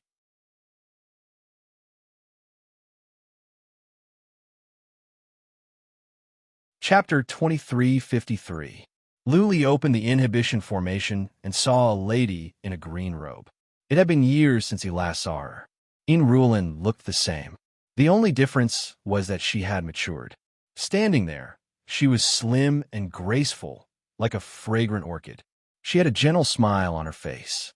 Her smile was bright and comforting. She was not as pure and clean as Mu Ying. Instead, she had the playfulness of a girl next door. She was noble and elegant, very attractive. Uh-huh. She laughed before she said anything. She took a closer look at Luli and said, Luli, I am surprised that you can come to the Broken Sword Mountain so soon. But how come your realm is still so low? You haven't even reached 3 tribulations? I am ashamed. Luli was embarrassed. He touched his nose and said, I have been focusing on physical cultivation and never focused on studying fundamental principles. That is why I haven't been improving my realm and going through tribulations. How did you get here from the Ziyang land? I don't think your two friends are strong. Unrivaled was confused. She knew very well how far away the Ziyang land was from here. If it were not for the fact that she was protected by powerful warriors of her family, it would be difficult for her to cross the distance on her own. I guess I am lucky, Luli casually explained with a smile. I tamed some strange beasts, killed some warriors of the fourth tribulation, did some tasks, and helped a family. I got over 10 billion divine stones and teleported all the way here. Unrivaled was surprised. Enchantment was surprised as well. Enchantment didn't ask about Luli. He was being polite to Luli only because he was valued by the crippled Zen master. He didn't know that Luli had killed warriors of the fourth tribulation. Was this not a joke? Luli could tell that neither of them believed him. With a glare from the separation bead, Luli let out the Phantom King and several Wind War beasts. The ferocious chi and energy of the Phantom King spread out and alarmed the guards outside. That beast is strong. Enchantment sighed with emotion and transmitted his voice to the soldiers to calm down. Unrivaled nodded. Then, she asked, beasts of this level must be highly intelligent, right? How did you tame them? Heavily injure them, then communicate with them through a special method, and have them serve me for 10,000 years. Luli's explanation stunned the two again. How could Luli injure the Phantom King and the Wind Warcraft so badly? Then wouldn't his battle prowess be comparable to a fourth tribulation martial artist? Unrivaled nodded and said, good. You are progressing fast. Saving you back then was not a waste of my effort. However, don't be too ostentatious in the third heaven. If the Phoenix Empress finds out about you, she will definitely send people to kill you. Where is the Phoenix Empress from? Luli asked. This was a big deal. There was also the Zhang Sun family. If they got his information, they would hunt him down. Unrivaled explained. The Phoenix Empress is in the Divine Wind Continent in the north. She's ranked 4th among the great emperors in the Divine Wind Continent. Although her battle prowess isn't particularly strong, she's still an emperor level. Divine Wind Continent. Luli made a mental note of it, because he was going to the Wind Continent. Seeing the two of them reminiscing, Enchantment smiled, cupped his hands, and left, leaving the space for the two of them. Luli asked about the Zhang Sun family, but Unrivaled didn't know. Unrivaled finally remembered when Luli mentioned the Moon Lake. The Moon Lake was at the Heavenly Water Continent in the east far away. Luli was relieved. He wouldn't run around anyway. There were no divine stones to teleport to the Heavenly Water Continent. Where is Qingxi cultivating? Can her eyes be cured? Luli didn't have the courage to ask when he was with the crippled Zen master. But now that he was with Unrivaled, he didn't have to worry, so he asked casually. She's in a dangerous place, a secret region of sorts. Unrivaled thought about it and said, if you want to see her, I can take you there. But you can only see her from the distance. You cannot get close. She is in closed-door cultivation. Forefather 6 said in person that nobody is to disturb her. As for her eyes, the Een family has been trying to find a way. Unfortunately, we are missing some elixirs. One of them, the 9-melody lotus, is hard to find. We have offered a high price, but nobody is willing to sell it. 9-melody lotus. Luli committed it to memory. He thought about it and said, take me to her. I will go to the Flying Fire Continent soon. I don't think I can come back so soon. Flying Fire Continent. Unrivaled frowned and said, you have to cross the Silver Flame Sea to go to the Flying Fire Continent. Even powerful warriors of the Lord Realm can die there, not to mention you. Why do you want to go there? I need to do something for the devil. I need to go to the Dragon Rebel Valley. Luli didn't want to talk about Lu Ling, so he explained casually. Devil. Unrivaled revealed a look of reminiscence in her eyes. She clicked her tongue in wonder and said, that great demon king of yours is very powerful. I feel that she might be a lord-level powerhouse. But I can't figure out why she's holed up in the small second heaven. Powerful warrior of the Lord Realm? Luli was taken aback. He had thought that the devil would be at the peak of the fourth tribulation at best. But Unrivaled said she was a powerful warrior of the Lord Realm, right? There was something that Luli couldn't figure out. It was a good time for him to ask. When the devil crushed Phoenix Queen's avatar, why didn't she send someone down to seek revenge? Even if the devil is a powerful warrior of the Lord Realm, Phoenix Queen can send some of them down. I don't understand either. Unrivaled shook her head in bewilderment and guessed. I reckon she probably has an Emperor-level expert backing her up. Furthermore, is a formidable Emperor-level expert. Otherwise, given Phoenix Queen's temper, she would have sought revenge. Or maybe she is the wife of an emperor. Luli thought it was possible. The devil said that the second heaven had its own rules. Even if Phoenix Queen came down to the mortal world, she could still suppress her. Luli didn't believe this. Unrivaled's speculation was more likely. Phoenix Queen was not powerful among the Emperor Realm warriors. If the devil was the wife of a powerful emperor, then it would be understandable. But if the devil was a queen, why did she stay in the second heaven? What was so good about that place? The best resources in the second heaven were inferior goods in the third heaven. Never mind. I don't want to think about it. Luli shook his head. It was pointless to think about this, and he was not in the mood for gossip. He nodded and said, Lady Rulin, take me to see Ching Si. I just want to look at her from a distance. That will fulfill one of my wishes. Wishes? Unrivaled smiled slyly. She asked in a low voice, you and her, did something happen before? She often talks about you to me. No. Luli forced a smile and said, I don't deserve her. I saved her life, and she saved mine. We are friends. If she hears this, she will be sad.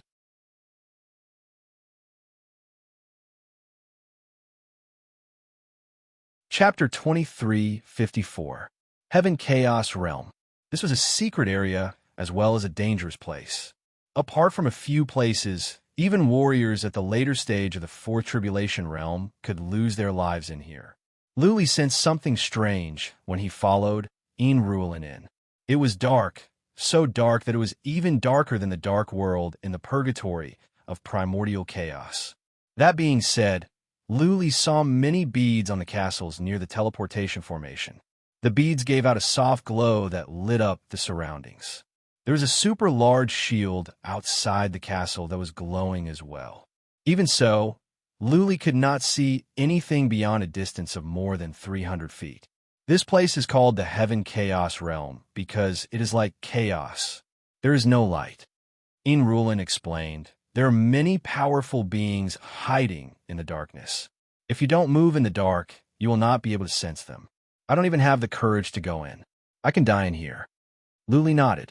He released his psychic power, but realized that it was useless in the darkness. Psychic power was restricted here. If there were powerful beings lurking in the darkness, and they came out all of a sudden, it would catch people off guard. Let's go. We will take the teleportation formation. It is too dangerous to fly over. Unrivaled said. An old man walked out from the castle and stepped into the teleportation formation with them in silence. Clearly, he was afraid that they would be in danger. After a flash of white light, Luli found himself at the peak of a mountain. There was a castle with dim light inside. There was also a strong shield outside. An old man was guarding the castle. Luli used psychic power to check and found that the old man was powerful. He might be a warrior at the peak of the fourth tribulation realm. Greetings, progenitor number 17. Unrivaled led Luli into the castle and bowed to the old man with a long beard. Luli did the same, but said nothing. The old man didn't open his eyes.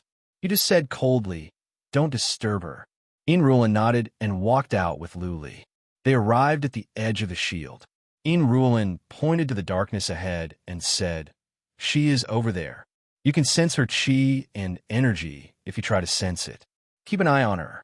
Every once in a while, she will glow." Luli looked into the distance, but he could not see anything.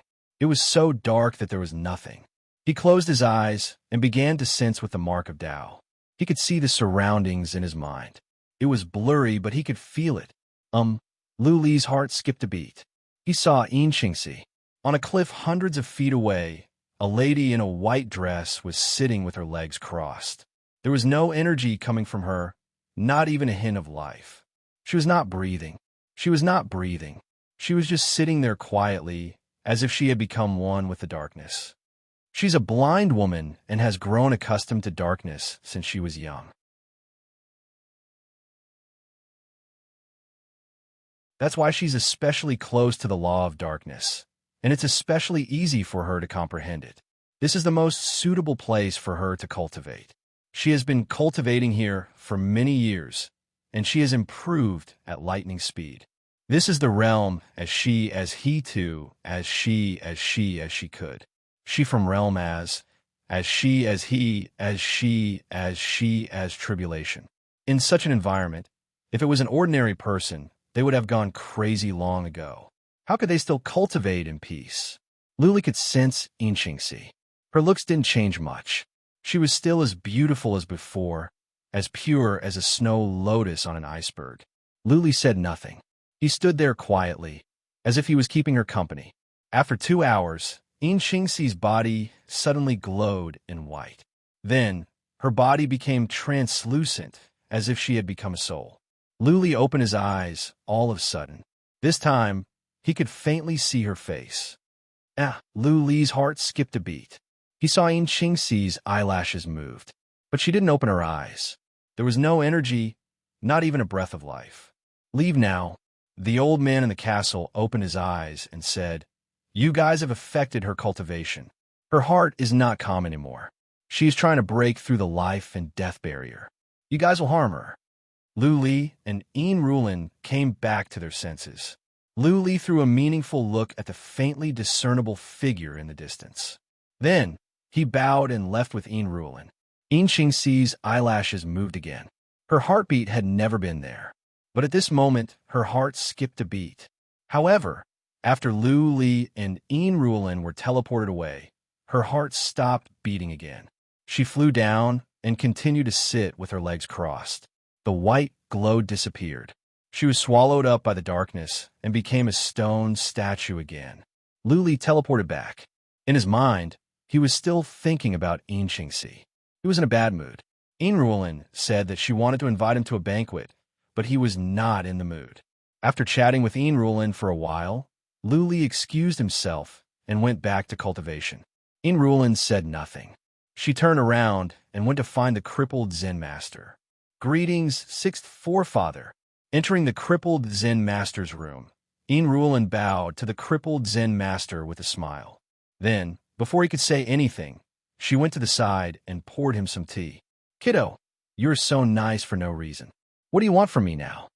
The crippled Zen master was reading a record with a chess piece in his hand. He didn't even look up at Unrivaled. After a pause, he said, "You have done well this time. I heard that you killed some young masters of the Tsang family. You have grown up." Ha ha. Unrivaled smiled.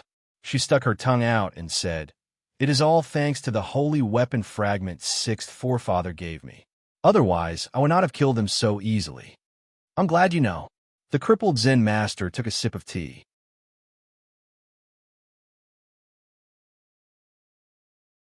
Finally, he looked up and asked, "Have you met Lu Li?"